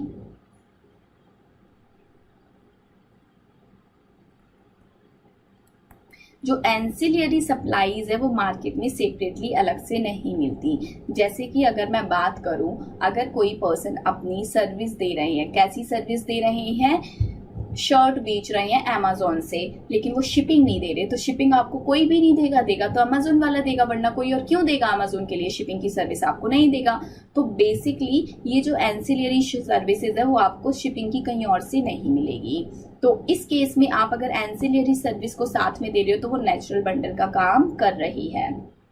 फिर नेक्स्ट, अगर आप एंसिलियरी सप्लाई को हटा दो, जो कि सेकेंडरी नेचर की है, सहायक है, उस सप्लाई को अगर आप हटा दो, एंसिलियरी सप्लाई जो है, अगर आप एंसिलियरी सप्लाई को खत्म कर दोगे तो इसकी वजह से जो मेन प्रोडक्ट है उसकी जो सेल है वो एडवर्सली क्या हो जाएगी, एडवर्सली अफेक्ट हो जाएगी। बात समझ आई कि नहीं? जी मैम समझ आ गई। अब देखो, अगर मैं शर्ट के ऊपर से शिपिंग हटा दूं तो कोई शर्ट क्यों खरीदेगा, वो शर्ट नहीं खरीदेगा, तो मेन प्रोडक्ट की जो सेल थी वो एडवर्सली अफेक्ट हो गई और शिपिंग मार्केट में अलग से मिलती नहीं। तो ये थोड़े से क्राइटेरिया थे जो कि आपको हेल्प करेंगे पहचानने में कोई बंडल मिक्स है या फिर कोई बंडल कंपोजिट है। चलिए, तो ये बात थी मेरी कंपोजिट और मिक्स बंडल क्या होता है, ये मैं पूरी तरह से पढ़ा चुकी हूँ अब आपको। अब हम समझेंगे सेक्शन नंबर 7 की कुछ बातें। सेक्शन नंबर 7 जो कि क्या बताता है, प्योर सप्लाई की कुछ बातें करेगा।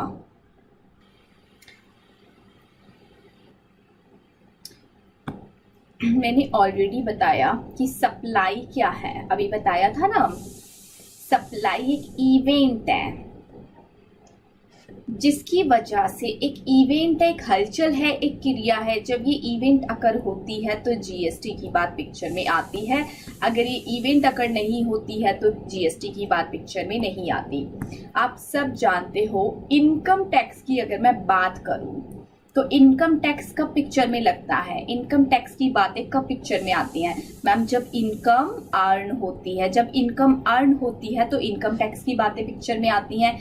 अगर इनकम अर्न नहीं होगी तो क्या इनकम टैक्स लगाया जाएगा? No ma'am. तो इनकम का अर्न होना एक घटना है कि नहीं, बताइए, अंडर इनकम टैक्स एक्ट। जी मैम बिल्कुल है। इवेंट का अर्न होना, इनकम का अर्न होना is a event under income tax act, जिसकी वजह से हम इनकम टैक्स लगाते हैं। सिमिलरली अगर मैं जीएसटी की बात करूं तो जीएसटी के अंडर में सप्लाई एक घटना है, सप्लाई एक इवेंट है। अगर सप्लाई होगी तो जीएसटी लगेगा, अदरवाइज जीएसटी नहीं लगेगा। ठीक है जी, तो ऐसे ही ये बात अब आपको समझ आई कि नहीं? जी मैम आ गई। तो सप्लाई के काफी सारे नाम्स हैं। सप्लाई की एक इंक्लूसिव डेफिनेशन लॉ ने आपको दे रखी है। कैसी डेफिनेशन दे रखी है? इंक्लूसिव। इंक्लूसिव का मतलब होता है, सप्लाई का मतलब जो आप या जो मैं समझती हूँ वो तो सप्लाई है ही है, पर्टिकुलर कुछ वर्ड्स इन्होंने और लिख के दिए हैं, उनको भी इन्होंने बोला है कि इन वर्ड्स को भी सप्लाई बोला जाएगा। जैसे कि अगर हम बात करें सेल की, सेल इज अ सप्लाई और not, sale is a supply, sale is a event, जिसकी वजह से सप्लाई वाली हलचल होती है और जीएसटी एप्लीकेबल होता है। सिमिलरली बात करें अगर एक्सचेंज की, तो एक्सचेंज की वजह से भी जीएसटी लगता है। जी बिल्कुल। अगर बात करें ट्रांसफर की, अगर आप अपनी कोई भी गुड्स को ट्रांसफर कर रहे हो तो इन्होंने कहा कि ट्रांसफर करने को भी सप्लाई माना जाएगा। बर्टर को भी सप्लाई की डेफिनेशन में कवर किया गया। अगर आप किसी को कुछ लाइसेंस पर दे रहे हो, लीज पर दे रहे हो, कुछ डिस्पोजल कर रहे हो, इन सब टर्मों को भी क्या बोला गया, ये सारी टर्म्स इन्होंने सप्लाई के अंडर में कवर की। सप्लाई जो होता है वो तो है, इन्होंने क्लियर कट बोला कि ये चीजें भी सप्लाई मानी जाएंगी, क्योंकि अगर यहाँ पर ये जो और वर्ड्स है एक्सचेंज, ट्रांसफर, इनको यहाँ पर क्लियर कट कवर नहीं किया गया होता तो आप सप्लाई का मीनिंग क्या समझते? आप सप्लाई के मीनिंग में सिर्फ और सिर्फ सेल काउंट करते, लेकिन ट्रांसफर आप अगर किसी को करते तो फिर आप उसको सप्लाई नहीं मानते और उस पर जीएसटी नहीं लगता। और अगर ऐसा होना शुरू हो जाता तो हर एक पर्सन अपने द्वारा किए गए ट्रांसफर को सेल का नाम देता ही नहीं, वो ट्रांसफर का नाम देता, जिसकी वजह से उसकी ट्रांजैक्शन पर कभी जीएसटी लगता ही नहीं। तो इसी वजह से सप्लाई का एक इंक्लूसिव डेफिनेशन ड्राफ्ट किया गया और बोला गया supply include sale, exchange, transfer, barter, licence, lease and disposal. तो ये सारी चीजें भी इन्होंने कहा कि सप्लाई बोला जाएगा। देखो फिर से एक बार बताती हूँ, सेल आपको पता ही है कि क्या होता है। यहाँ पर एक टर्म और इंक्लूड कर लो, रेंटल्स। अगर आप किसी को रेंट पर देते हो तो उसको भी सप्लाई कहते हैं। एक्सचेंज, आपने किसी को पेन दिया और पेन के बदले में कोई काइंड में कुछ ले लिया प्लस थोड़ा सा पैसा भी ले लिया, जैसे कि मैंने पेन देके आपसे वॉच और आपसे कुछ पैसा ले लिया। बर्टर क्या होता है? बर्टर और एक्सचेंज में एक डिफरेंस होता है छोटा सा। बर्टर में क्या होता है? काइंड्स के बदले काइंड्स मिलता है, पैसे का कंपोनेंट या इन्वॉल्व नहीं होता, बट एक्सचेंज में थोड़ा बहुत मनी का कंपोनेंट इन्वॉल्व होता है। ट्रांसफर मतलब आप कोई भी चीज अपनी ट्रांसफर कर रहे हो, पैसा ले रहे हो। रेंटल, रेंटल आपको पता है। लाइसेंस, आप जैसे कि अगर मैं बात करूं, कोई पर्सन किसी को लाइसेंस देता है, लाइसेंस बेचता है, लाइसेंस के बेसिस पर कोई पर्सन कोई पर्टिकुलर दुकान खोल सकते हैं। जैसे अगर बात करें हम जो दिवाली पे बॉम्ब पटाखे होते हैं, उनकी दुकान हर कोई नहीं खोल सकता, उनके लिए पर्टिकुलर गवर्नमेंट लाइसेंस इशू करती है। तो लाइसेंस अगर गवर्नमेंट आपको दे रही है तो आपसे कुछ पैसा चार्ज कर रही है, तो वो जो लाइसेंस आपको दिया जा रहा है उस लाइसेंस को आपको बेचा जा रहा है, आपको ट्रांसफर किया जा रहा है, उस पर भी जीएसटी की लायबिलिटी अराइज हो गई। आप लीज पर कुछ दे रहे हो तब भी जीएसटी की बात आएगी, आप डिस्पोज कर रहे हो जीएसटी की बात आएगी। चलो ये तो था कि सप्लाई किसे कहते हैं। सप्लाई एक ऐसी हलचल है, एक ऐसी इवेंट है जिसकी वजह से जीएसटी इम्प्लीकेशन की बातें पिक्चर में आती हैं। अब बात होती है कि सप्लाई जो है वो कंसीडरेशन के लिए भी हो सकती है और फ्री ऑफ कॉस्ट भी हो सकती है। ये क्या लिख दिया मैम? जी बिल्कुल सही बात है। मैं इस पेन को, सपोज मेरी पेन की शॉप है, मैं इस पेन को बेच रही हूँ, ऑब्वियसली 99% केसेस में मैं पेन को पैसों में ही बेचूंगी। आप मुझे पैसे दोगे, ये पॉन पेन की कॉस्ट है 10,000 रुपीज, आप मुझे 10,000 रुपीज दोगे तो मैं आपको ये पेन बेचूंगी। हाँ मैम 10,000 रुपीज, जी हाँ है इतनी। चलिए जी, डिजिटल पेन है, ऐसे मत बोल देना, मैं मजाक में बोल रही थी, ठीक है जी, चलिए कोई दिक्कत नहीं, मजाक में दे रही थी, एग्जाम्पल दे दिया, पर एक्चुअल में है। तो 10,000 में अगर मैं ये पेन आपको बेच रही हूँ, अगर ये पेन मैं आपको 10,000 में बेच रही हूँ तो मैंने आपसे 10,000 रुपीज चार्ज किया। जी मैंने चार्ज किया। तो ये जो 10,000 रुपये मैंने आपसे लिया, ये क्या हुआ मेरे लिए? कंसिडरेशन। तो यहाँ पर मैंने सप्लाई कैसे की? कंसिडरेशन के लिए की। हो सकता है मैंने आपको ये सप्लाई फ्री में दे दी हो, मैंने कहा आपको मैं बहुत अच्छे से जानती हूँ, ठीक है ये वाला पेन आप फ्री में लेके जाइए, तो क्या आपने मुझे पैसा दिया? नो मैम, हमने कोई पैसा नहीं दिया। जब मैंने पैसा नहीं लिया तो क्या मेरे ऊपर जीएसटी लगना चाहिए? नो मैम, जीएसटी नहीं लगना चाहिए। फ्री ऑफ कॉस्ट के केस में तो मैम जीएसटी की बात ही नहीं आनी चाहिए। बिल्कुल सही बात। लेकिन लॉ मेकर ने कुछ गिने चुने केसेस को बोला कि गिने चुने केसेस में अगर आप फ्री ऑफ कॉस्ट सप्लाई कर रहे हो तब भी जीएसटी लगाएंगे।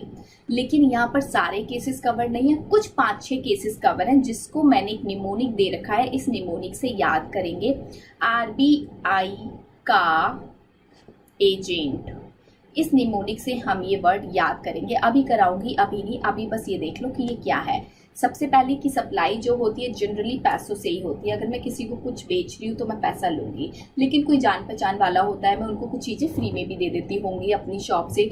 तो लॉ मेकर ने बोला अगर आप किसी को फ्री में कुछ दे रहे हो तो वो सप्लाई नहीं है, ऑब्वियसली नहीं है। बट अगर आरबीआई के एजेंट को अगर आप फ्री में दे रहे हो तो उसको सप्लाई माना जाएगा। यहाँ पे आरबीआई का एजेंट, एक्चुअल में आरबीआई का एजेंट वाला मत मान लेना। अभी ये निमोनिक दिया है, इससे मैं आपको कुछ टर्म्स याद कराऊंगी, कुछ पर्सन्स के नेम याद करा दूंगी। उन पर्सन्स को अगर आप फ्री ऑफ कॉस्ट कुछ भी सामान दे रहे हो तो उसको सप्लाई माना जाएगा और जीएसटी लगाया जाएगा। देखो जनरली यहाँ पर लिख लो, जनरली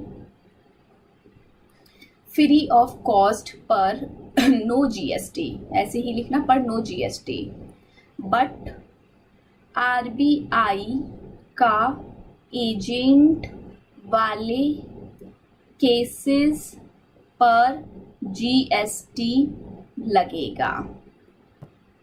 बात समझ आई कि नहीं? जी मैम आ गई। चलो अब एक एक करके समझते हैं। पहले बात करते हैं कंसिडरेशन वाली। अगर सप्लाई कंसिडरेशन के रिस्पेक्ट में हुई है तो जीएसटी लगेगा कि नहीं? जी मैम पक्का पक्का लगेगा। चलो, कंसिडरेशन के लिए आपने सप्लाई की है, लेकिन जिस चीज की आपने सप्लाई की है वो सप्लाई आपके बिजनेस के रिलेशन में होनी चाहिए। बिजनेस और in further hands of business होनी चाहिए। मतलब कि आप जो गुड्स वगैरह बेच रहे हो, आप जो सर्विसेज दे रहे हो, वो आपके बिजनेस की होनी चाहिए या फिर बिजनेस से रिलेटेड होनी चाहिए। सपोज मेरे घर में कोई एसी लगा हुआ है, मैंने वो घर का एसी निकाल के बेच दिया, वो एसी खराब हो गया था, मैंने एसी को खराब एसी को बेच दिया, कबाड़ी वाले को बेच दिया, किसी को भी बेच दिया, तो उस केस में क्या मुझे जीएसटी भरने का जरूरत पड़ेगा? नहीं पड़ेगा, बिल्कुल नहीं पड़ेगा। आप सब कितने अपने होम अप्लायंसेस बेचते हो? अपनी मदर से पूछिएगा, कितने सारे दिवाली आते ही वो कितना स्टोर रूम कितने पूरी तरह से खाली कर देती होंगी, कितनी सारी घर की पुरानी चीजें वो बेच देती होंगी। तो वो भी तो बेच ही रही है तो वो भी ट्रांसफर ना है, तो वो भी सप्लाई ना। जीएसटी तो लगना चाहिए, बट लॉ मेकर ने क्लियर कट क्या वर्ड लिखा है कि आप सप्लाई कर रहे हो, पैसों के लिए कर रहे हो, लेकिन वो प्रोडक्ट बिजनेस का या बिजनेस के रिलेटेड होना चाहिए, तभी उसको सप्लाई माना जाएगा, अदरवाइज सप्लाई नहीं माना जाएगा। मेरा शॉप है, सपोज मेरी पेन की शॉप है, मैं पेन बेचती हूँ, तो पेन बेचती हूँ, पेन को बेच रही हूँ, तो पेन तो बिजनेस का ही पार्ट हो गया, तो पेन पर तो जीएसटी लगेगा। लेकिन बिजनेस से रिलेटेड की बात करूँ तो बढ़िया सा एग्जांपल देती हूँ। अब शॉप है, गर्मी तो रहेगी, तो मैंने शॉप पर एसी लगवा रखा था, एसी पुराना हो गया, शॉप का एसी अब मैं बेचने जा रही हूँ, मैंने कबाड़ी वाले को बेचा, कबाड़ी वाले ने उसके मुझे 15,000 रुपए दे दिए, क्या उस पर भी जीएसटी लगेगा? जी बिल्कुल लगेगा। बिजनेस का प्रोडक्ट हो चाहे बिजनेस से रिलेटेड प्रोडक्ट हो, दोनों चीजों पर जीएसटी लगेगा। लेकिन अगर घर का एसी, घर का कोई चीज बेच रहे हैं तो जीएसटी की बात नहीं आएगी। चलो, ये तो थी हमारी डोमेस्टिक नेचर की बातें मैंने लिखी यहाँ पर कि आप इन इंडिया में कुछ भी बेच रहे हो तो जीएसटी की बात आएगी। चलो, एक मैं लिखती हूँ यहाँ पर, अगर आप इंडिया के बाहर से इंपोर्ट कर रहे हो, क्या कर रहे हो? इंडिया के बाहर से आप इंपोर्ट कर रहे हो। इंपोर्ट चाहे आप बिजनेस पर्पस के लिए करो, चाहे आप पर्सनल पर्पस के लिए करो, अंडर आरसीएम आपको जीएसटी भरना पड़ेगा। आपने पैसे दिए, पैसे देके आपने कुछ सर्विसेज इंपोर्ट कर ली,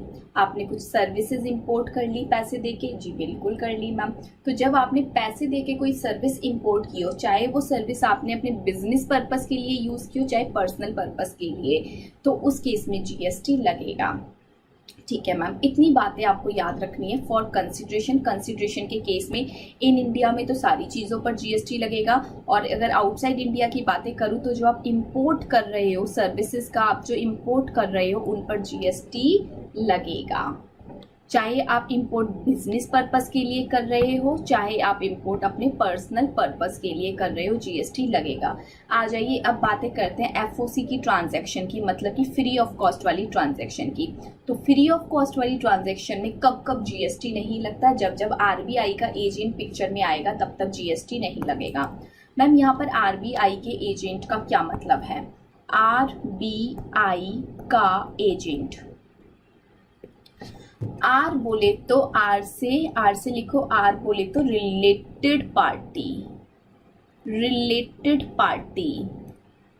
एंड डीम्ड डिस्ट्रिक्ट। आप सब जानते हो इन दोनों वर्ड का मतलब सेम होता है, बस रिलेटेड पार्टी ह्यूमन बीइंग्स होते हैं, deemed district company, branch, entities, ये सब होते हैं। डीम्ड डिस्ट्रिक्ट, आर का मतलब रिलेटेड पार्टी, डीम्ड डिस्ट्रिक्ट। अगर आप अपनी दुकान से कोई भी सामान फ्री ऑफ कॉस्ट दे रहे हो और जिसको दे रहे हो वो आपका रिलेटेड पार्टी है या फिर आप ही की डीम्ड डिस्ट्रिक्ट ब्रांच है, तो उस केस में जीएसटी लगेगा। अगर आप जिसको फ्री ऑफ कॉस्ट दे रहे हो वो रिलेटेड पार्टी नहीं है, ऐसे ही कोई नॉर्मल पर्सन है, आप उनको फ्री ऑफ कॉस्ट दे रहे हो, तो फिर जीएसटी नहीं लगेगा। आप अपने नेबर को फ्री ऑफ कॉस्ट दे रहे हो तो जीएसटी नहीं लगेगा, बट आपके नेबर में जो रहते हैं जिनको आप फ्री ऑफ कॉस्ट दे रहे हो वो आपके रिलेटिव है, तो जीएसटी लगेगा। बी, बिजनेस की आप कोई असेट ट्रांसफर कर रहे हो, फ्री ऑफ कॉस्ट ट्रांसफ़र कर रहे हो और उसका आईटीसी आप ऑलरेडी अवेल कर चुके हो। आप कोई बिजनेस की असेट ट्रांसफ़र कर रहे हो पर उस बिजनेस की असेट का जो आईटीसी था वो आप ऑलरेडी अवेल कर चुके हो, तो उस केस में भी जीएसटी लगेगा। देखो दोनों कंडीशन पूरी होनी चाहिए कि बिजनेस की असेट का ट्रांसफ़र होना चाहिए। ट्रांसफ़र कैसा है? परमानेंट ट्रांसफ़र है। परमानेंटली आप अपने बिजनेस से कोई असेट ट्रांसफर कर रहे हो और उस असेट का आप आईटीसी ऑलरेडी अवेल कर चुके हो। मैंने ये कैमरा परचेज किया था, अपने बिजनेस के लिए परचेज किया था। जब मैं कैमरा लेकर आई थी तो इस पर अराउंड मान लो 5,000 रुपये का जीएसटी बना था। तो मैंने 5,000 रुपये का जीएसटी पे किया था और उस जीएसटी का मैंने आईटीसी भी ले लिया। लेकिन इस कैमरा को अब मैं ट्रांसफ़र कर रही हूँ किसी को फ्री ऑफ कॉस्ट। मैं बिल्कुल फ्री ऑफ कॉस्ट इस कैमरा को दे रही हूँ, ठीक है जी। लेकिन बिजनेस की ऐसी असेट को फ्री ऑफ कॉस्ट दे रही हूँ जिसका मैं ऑलरेडी आईटीसी ले चुकी हूँ।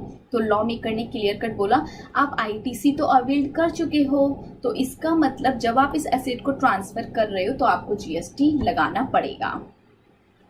मैंने बोला अरे मैं तो फ्री ऑफ कॉस्ट कर रही हूँ, लॉ में करने का कोई दिक्कत नहीं है, आईटीसी अवेल करके बैठे हो ना, जीएसटी लगेगा।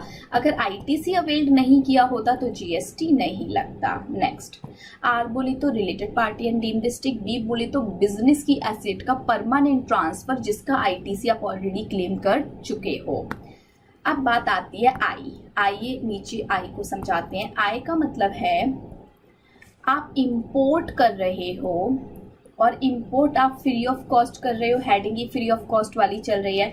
इंपोर्ट आप किसी रिलेटेड पर्सन से कर रहे हो। इंपोर्ट आप किसी रिलेटेड पर्सन से कर रहे हो और ये जो इंपोर्ट किया जा रहा है ये इंपोर्ट बिजनेस पर्पस के लिए किया जा रहा है, तो उस केस में भी जीएसटी लगेगा। इनमें से कोई सी भी कंडीशन टूट जाएगी तो जीएसटी की बातें यहाँ पर नहीं आएंगी। मतलब कि अगर आप ये इंपोर्ट पर्सनल पर्पस के लिए कर रहे होते, देखो एफओसी वाला है, कंसिडरेशन वाला तो ऑलरेडी मैं करा चुकी हूँ, चाहे बिजनेस के लिए करो चाहे पर्सनल के लिए करो, कंसिडरेशन है तो जीएसटी लगेगा। लेकिन फ्री ऑफ कॉस्ट वाला अगर रिलेटेड से ले रहे हो और फ्री ऑफ कॉस्ट ले रहे हो और बिजनेस के लिए ले रहे हो तो जीएसटी लगेगा। लेकिन इंपोर्ट फ्री ऑफ कॉस्ट कर रहे हो, रिलेटेड से कर रहे हो, बट अगर पर्सनल पर्पस के लिए कर रहे होते तो जीएसटी नहीं लगता। जैसे कि सपोज करो मेरी दुकान है, मैंने दुकान की प्रॉपर्टी खरीदी हुई थी बट उस पर कोई डिस्प्यूट वगैरह चल रहा है, तो डिस्प्यूट वगैरह चल रहा था, मुझे एक लॉयर की ज़रूरत पड़ी। मेरे एक ब्रदर थे, वो यूएसए में रहते थे, एज अ लॉयर वो काम करते हैं, तो मैंने उनको फ़ोन लगाया। मैंने कहा मुझे थोड़ा सा गाइड करो, मुझे बताओ कि मतलब मैं ऐसा क्या करूँ, ऐसा मतलब क्या एविडेंस इकट्ठा करूँ जिससे कि ये जो केस है ये सॉल्व हो जाए। तो बेसिकली मेरे लॉयर ने मेरी बिजनेस एसेट से रिलेटेड मेरे को क्या दिया, सजेशन दिया। वो मेरे रिलेटिव थे कि नहीं? जी बिल्कुल थे। उन्होंने मेरे से पैसा लिया? नहीं लिया, लेके तो दिखाएं। उन्होंने मेरे से पैसा भी नहीं लिया और ये सजेशन उन्होंने मुझे बिजनेस के लिए दिया, तो इस पर जीएसटी लगेगा। लेकिन सपोज करो जो मेरे ब्रदर हैं जो यूएसए में रहते हैं, मैं उनसे लॉयर की सर्विसेज तो ले रही हूँ बट मैं अपने किसी पर्सनल पर्पस के लिए ले रही हूँ, मैं अपने घर के लिए ले रही हूँ, तो उस केस में तो जीएसटी नहीं लगेगा। अगर मान लो एक कंडीशन और चेंज करते हैं, मैं किसी अदर आउटसाइडर हालांकि क्यों फ्री में देंगे, कोई फ्री में नहीं देगा। अदर आउटसाइडर मान लो इन अ केस फ्री में सर्विस दे रहे हैं, बिजनेस पर्पस के लिए दे रहे हैं, आउटसाइड इंडिया रहते हैं, याद रखना कीवर्ड आउटसाइड इंडिया रहते हैं, इंपोर्ट हो रहा है सर्विस का, लेकिन वो मेरे रिलेटिव नहीं है, बताइए जीएसटी लगेगा कि नहीं? मैम आपने बोला कि रिलेटिव नहीं है, इसका मतलब कंडीशन तो टूट गई। जब कंडीशन टूट गई तो फिर अब जीएसटी नहीं लगेगा।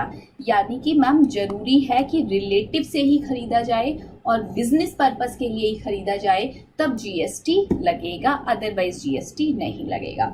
चलिए जी, ये बातें थी। और एक और बच गया, आरबीआई तक हो गया हमारा, आरबीआई तक हो गया। आर बोले तो related party and deemed district, B बोले तो बिजनेस एसेट का परमानेंट ट्रांसफर जिसका आईटीसी हम ऑलरेडी क्लेम कर चुके हैं। आई बोले तो इंपोर्ट हो रहा है, रिलेटिव से हो रहा है, बिजनेस पर्पस के लिए हो रहा है, तो जीएसटी लगेगा। एजेंट का मतलब है एजेंट और प्रिंसिपल के बीच में ट्रांजैक्शन हो रही है, एजेंट और प्रिंसिपल के बीच में ट्रांजैक्शन हो रही है, तब भी जीएसटी लगेगा। एजेंट और principal free of cost transfer करते हैं, जी बिल्कुल, एजेंट प्रिंसिपल के बिहाफ पे काम करता है, प्रिंसिपल के बिहाफ पर मटेरियल इकट्ठा करता है, मटेरियल बेचता है। तो बेसिकली इसके बीच में जो भी ट्रांजैक्शन हो रही है एफओसी पर हो रही है पर जीएसटी तो गवर्नमेंट का क्लियर कट लगेगा। चलो, ये थी हमारी बातें सप्लाई की, जो कि मैंने सप्लाई के मीनिंग में आपको बताया। इसका चैप्टर पढ़ेंगे, वहाँ पर भी इसको बहुत बढ़िया से डिटेल में करेंगे। अब सप्लाई के अंदर आते हैं कुछ schedule, schedule 1, schedule 2 and schedule 3। Supply का जो फर्स्ट शेड्यूल है वो डिफाइन करता है कि एफओसी सप्लाई के अंदर कौन कौन सी सप्लाई कवर होंगी, मतलब कि फ्री ऑफ कॉस्ट वाली सप्लाई के अंदर कौन कौन सी सप्लाई कवर होंगी। तो अब आप सब शेड्यूल 1 के बारे में जानते हो कि free of cost of supply के अंदर आरबीआई का एजेंट कवर होगा। तो शेड्यूल 1 पूरा यही था जो मैंने आपको आरबीआई का एजेंट पढ़ाया। ये आपका पूरा का पूरा शेड्यूल 1 है। जब मेन कंटेंट पढ़ेंगे तो वहां से इसको और भी अच्छे से दिखाऊंगी, एक बार लॉ की लैंग्वेज में पढ़ाऊंगी। बट आपको अभी बेसिक चीजें समझ आ रही हैं कि नहीं? जी मैम, बढ़िया आ रही हैं। चलो, शेड्यूल 2 आज की क्लास में नहीं करेंगे, नेक्स्ट क्लास में करेंगे। आज की क्लास में पहले हम करेंगे शेड्यूल 3। देखो, शेड्यूल 1 होता है कि एफओसी वाली सप्लाई कौन कौन सी है, आपने पढ़ लिया, आरबीआई का एजेंट।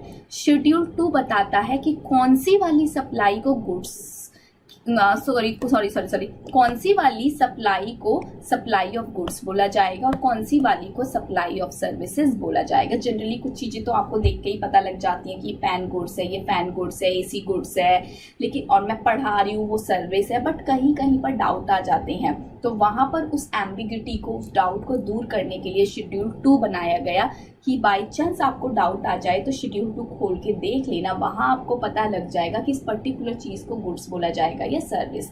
जैसा कि आज की क्लास में एक एग्जांपल दिया था रेस्टोरेंट की सर्विस। कुछ बच्चे कह रहे थे कि ये गुड्स है, कुछ बच्चे कह रहे थे कि सर्विस है, बट मैंने तो वहां पर कॉन्सेप्चुअली आपको समझा दिया कंपोजिट और मिक्स सप्लाई का लॉ लगाकर कि वो सर्विस है। वही चीज शेड्यूल 2 में क्लियर कट लिखी हुई है कि उसको सर्विस बोला जाएगा। चलिए, शेड्यूल 3 क्या बताता है? शेड्यूल 3 बताता है कि कोई सी भी चीज ना तो सप्लाई ऑफ गुड्स बनेगी ना ही सप्लाई ऑफ सर्विसेज बनेगी। Not a supply of goods not services, ना तो वो सप्लाई ऑफ गुड्स है ना ही वो सप्लाई ऑफ सर्विसेज है। ये वाली बातें कौन बताता है? ये सारी बातें आपको शेड्यूल 3 बताता है। शेड्यूल 3 बताता है कि कुछ चीजें ऐसी हैं जो ना तो सप्लाई ऑफ गुड्स बनेंगी और ना ही सप्लाई ऑफ सर्विसेज बनेंगी। शेड्यूल 3 को मैं याद कराऊंगी आपको, आ जाइए देख लीजिए। कुछ यहाँ पर भी निमोनिक्स दूंगी, उस निमोनिक से हम इस शेड्यूल को याद करेंगे।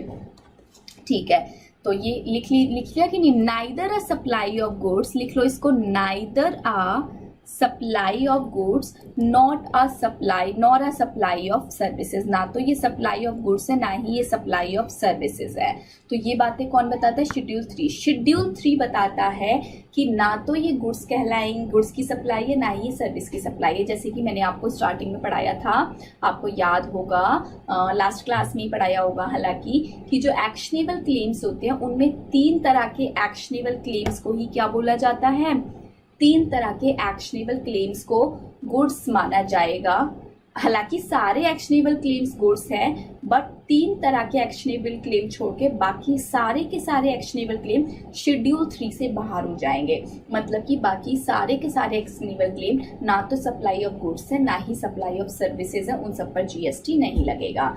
सिमिलरली अगर मैं बात करूं, लैंड और बिल्डिंग सेल हो रहा है, लैंड और बिल्डिंग सेल हो रहा है, बट लैंड और बिल्डिंग की सेल होना शेड्यूल 3 से बाहर है, ये सप्लाई ही नहीं है। जब कोई चीज सप्लाई ही नहीं बनती तो उस पर जीएसटी की बात आएगी ही नहीं। चलो, तो शेड्यूल 3 कौन कौन सी बातें बताता है, कौन कौन सी ऐसी चीजें बताता है जो कि सप्लाई नहीं बनती, उसको मैं आपको याद कराऊंगी ई मैजिक से। ई मैजिक एक निमोनिक है, इस निमोनिक से हम याद करेंगे। ई बोले तो इम्प्लॉयर, लिख लो, इम्प्लॉयर एंड इम्प्लॉय के बीच में होने वाला सर्विसेज का आदान प्रदान। इम्प्लॉय अपनी सर्विसेज देता है अपने इम्प्लॉयर को, बदले में क्या लेता है? सैलरी। उस सैलरी पर इनकम टैक्स वगैरह लग जाता है। एम्प्लॉयर अपनी सर्विस को एम्प्लॉय दे रहा है, सैलरी ले रहा है, उस सैलरी पर कभी भी जीएसटी नहीं लगेगा। सैलरी पर जीएसटी कभी नहीं लगेगा। क्यों नहीं लगेगा? क्योंकि ये शेड्यूल 3 में क्लियर कट लिखा है, एम्प्लॉय के द्वारा एम्प्लॉयर को दी गई सर्विसेज, एम्प्लॉय एम्प्लॉयर के रिलेशन के थ्रू जो भी सर्विसेज का आदान प्रदान हुआ है, जो भी पैसा एक दूसरे में ट्रांसफर हुआ है, जो भी सर्विसेज एक दूसरे में ट्रांसफर हुई है, उन पर जीएसटी नहीं लगेगा। हालांकि एम्प्लॉय सर्विस दे रहा है अपने एम्प्लॉयर को, लेकिन ये शेड्यूल 3 से बाहर कर दिया, ये सप्लाई ही नहीं बना। एम का क्या मतलब है? एम का मतलब है मॉर्चरी रिलेटेड सर्विसेज, मॉर्चरी की सर्विसेज।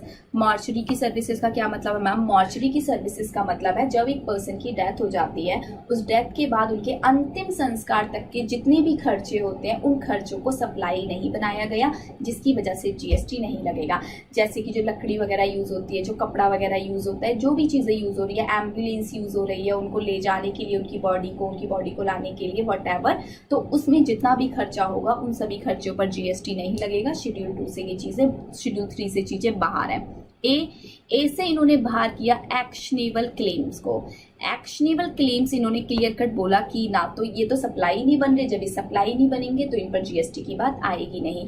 लेकिन 3 एक्शनेबल क्लेम्स को इन्होंने बोला कि all actionable claims cover under schedule 3 except 3। कौन कौन से 3 यहाँ कवर नहीं होंगे बताइए?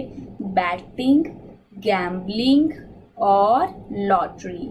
ये 3 तो यानी कि सप्लाई है, इन पर जीएसटी लगेगा। बट सारे के सारे बाकी अदर देन दीज 3 गुड्स तो बनते हैं, बट वो सप्लाई की डेफिनेशन से बाहर हो गए, क्योंकि शेड्यूल 3 ने उनको बाहर फेंक दिया, जिसकी वजह से अब उन पर जीएसटी ना लग पाएगा। चलिए, ई बोले तो एम्प्लॉयर एम्प्लॉय वाली सर्विसेज, एम बोले तो मॉर्चरी की सर्विसेज, ए बोले तो एक्शनेबल क्लेम, जी बोले तो services provided by government officer. नीचे लिख लो, जी का मतलब services provided by government employees या फिर गवर्नमेंट ऑफिसर्स। गवर्नमेंट ऑफिसर्स लिख लो, क्योंकि एम्प्लॉय तो पहले ही ऑलरेडी पॉइंट 1 में कवर हो चुके हैं। लॉ मेकर ने भी इनको एम्प्लॉय नहीं बोला, लॉ मेकर भी अपने गवर्नमेंट ऑफिसर्स को एम्प्लॉय नहीं बोलती हैं, तो इन्होंने क्लियर कट बोला है कि service provided by government officer. जैसे कि अगर मैं बात करूँ MP, MLA, prime minister, CM, president, ये सब अपनी अपनी सर्विसेज दे रहे हैं। जी बिल्कुल दे रहे हैं। गवर्नमेंट कहती है इनको एम्प्लॉय बोलना गलत बात, इनको एम्प्लॉय नहीं बोलेंगे, सब ऑफिसर्स हैं हमारी कंट्री के। ये सब गवर्नमेंट को अपनी अपनी सर्विसेज दे रहे हैं, बट इनकी सर्विसेज पर भी जीएसटी नहीं लगेगा। इनकी सर्विसेज को भी शेड्यूल 3 में डाल के बाहर निकाल दिया गया। कितनी हो गई देखो, ई हो गया, एम हो गया, ए हो गया, जी हो गया, आई। आई बोले तो इमूवेबल प्रॉपर्टी, इमूवेबल प्रॉपर्टी। आप इमूवेबल प्रॉपर्टी की सेल कर रहे हो, मैं हमेशा बोलती थी, आज शेड्यूल 3 में क्लियर कट लिखा दिख गया कि इमूवेबल प्रॉपर्टी की जो सेल होती है उस पर भी जीएसटी नहीं लगेगा। एक और रह गया हमारा, बताइए कौन सा रह गया मैम? सी रह गया। सी का मतलब क्या है? सी का मतलब है कोर्ट और ट्रिब्यूनल की सर्विसेज, कोर्ट और ट्रिब्यूनल वाली सर्विसेज। कोर्ट और ट्रिब्यूनल के द्वारा दी गई सर्विसेज पर कभी भी जीएसटी नहीं लगता। गवर्नमेंट ने क्लियर कट शेड्यूल 3 से इनको बोला गया कि कोर्ट जो अपनी सर्विसेज देती है, ट्रिब्यूनल जो अपनी सर्विसेज देते हैं, ये सप्लाई ही नहीं है। जब ये सप्लाई ही नहीं है तो इन पर जीएसटी नहीं लगेगा। चलिए जी, ये वाली क्लास में मैंने आज आपको यहाँ तक की बातें पढ़ाई। ये क्लास हम यहीं पे स्टॉप करते हैं, नेक्स्ट क्लास करेंगे। नेक्स्ट क्लास में कुछ आपको ई मैजिक के साथ 3 कंडीशन और आती हैं। आपने शेड्यूल 3 अभी पूरा नहीं पढ़ा। शेड्यूल 3 में मैंने आपको कितनी बातें सिखाई? 1 2 3 4 5 6 कंडीशन आपको याद रहनी चाहिए। ई बोले तो एम्प्लॉय एम्प्लॉयर, एम बोले तो मॉर्चरी, ए बोले तो एक्शनेबल क्लेम्स, जी बोले तो गवर्नमेंट की एम्प्लॉयज के द्वारा दी गई सर्विसेज, आई बोले तो इमूवेबल प्रॉपर्टी, सी बोले तो कोर्ट एंड ट्रिब्यूनल के द्वारा दी गई सर्विसेज पर जीएसटी नहीं लगेगा।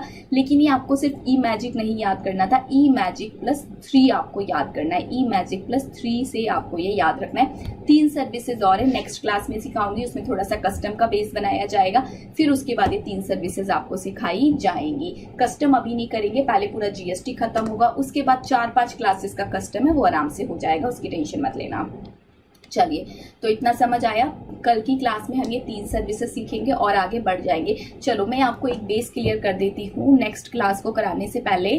सुन लो, ये क्या है हमारा? ये इंडिया है। क्या है ये? इंडिया।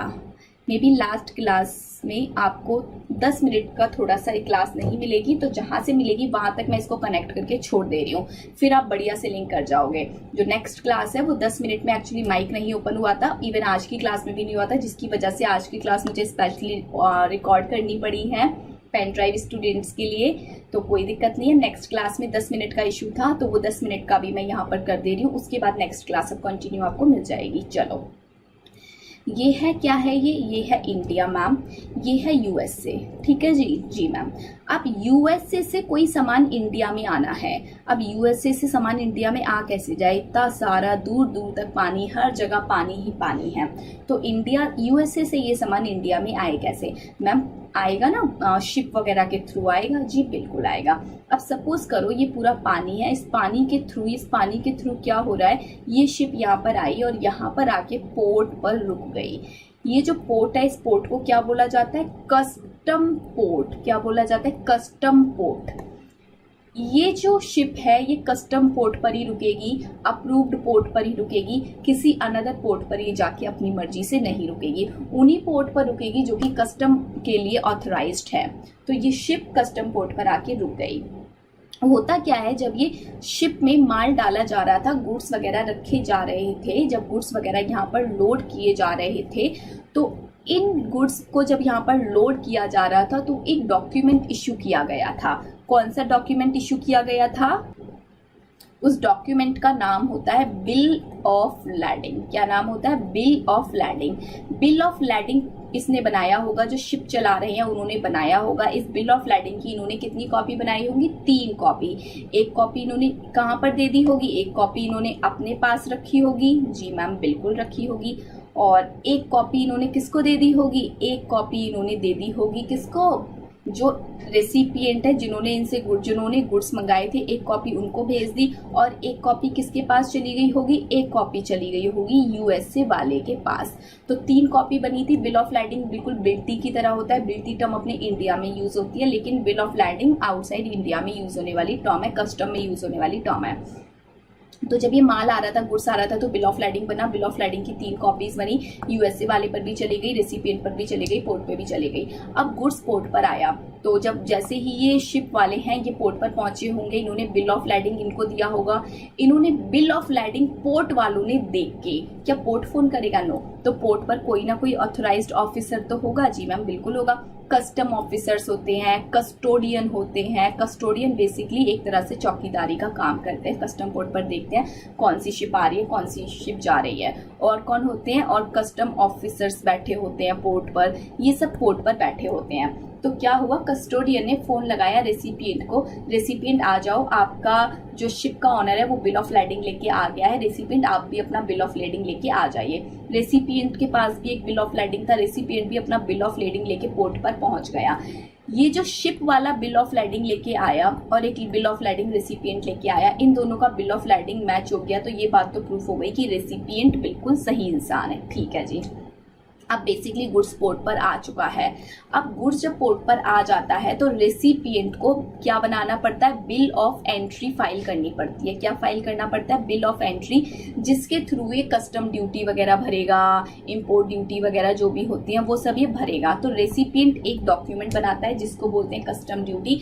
अगर रेसिपिएंट इस पोर्ट से गुड्स को छुड़वा के अपने घर लाना चाहता है तो वो बिल ऑफ एंट्री बनाएगा। या तो पोर्ट से घर ना लाके ये रेसिपिएंट क्या कर सकता है? इन गुड्स को वेयर हाउस में रखवा सकता है। और ये जो वेयर हाउस होते हैं ये किसके होते हैं? कस्टम पोर्ट वालों के ही होते हैं। तो जब पोर्ट से गुड्स वेयर हाउस में जाते हैं तो बिल ऑफ एंट्री फाइल करने की कोई रिक्वायरमेंट नहीं होती, लेकिन जब वेयर हाउस से गुड्स घर को आते हैं, घर पर आते हैं, तो बिल ऑफ एंट्री फाइल करनी होती है। चलिए जी, तो ये जो क्लास है अब आपको लास्ट क्लास यहीं से मिलेगी जहां मैं ये छोड़ रही हूँ। चलिए जी, बाय बाय, टेक केयर, मिलते हैं नेक्स्ट क्लास में।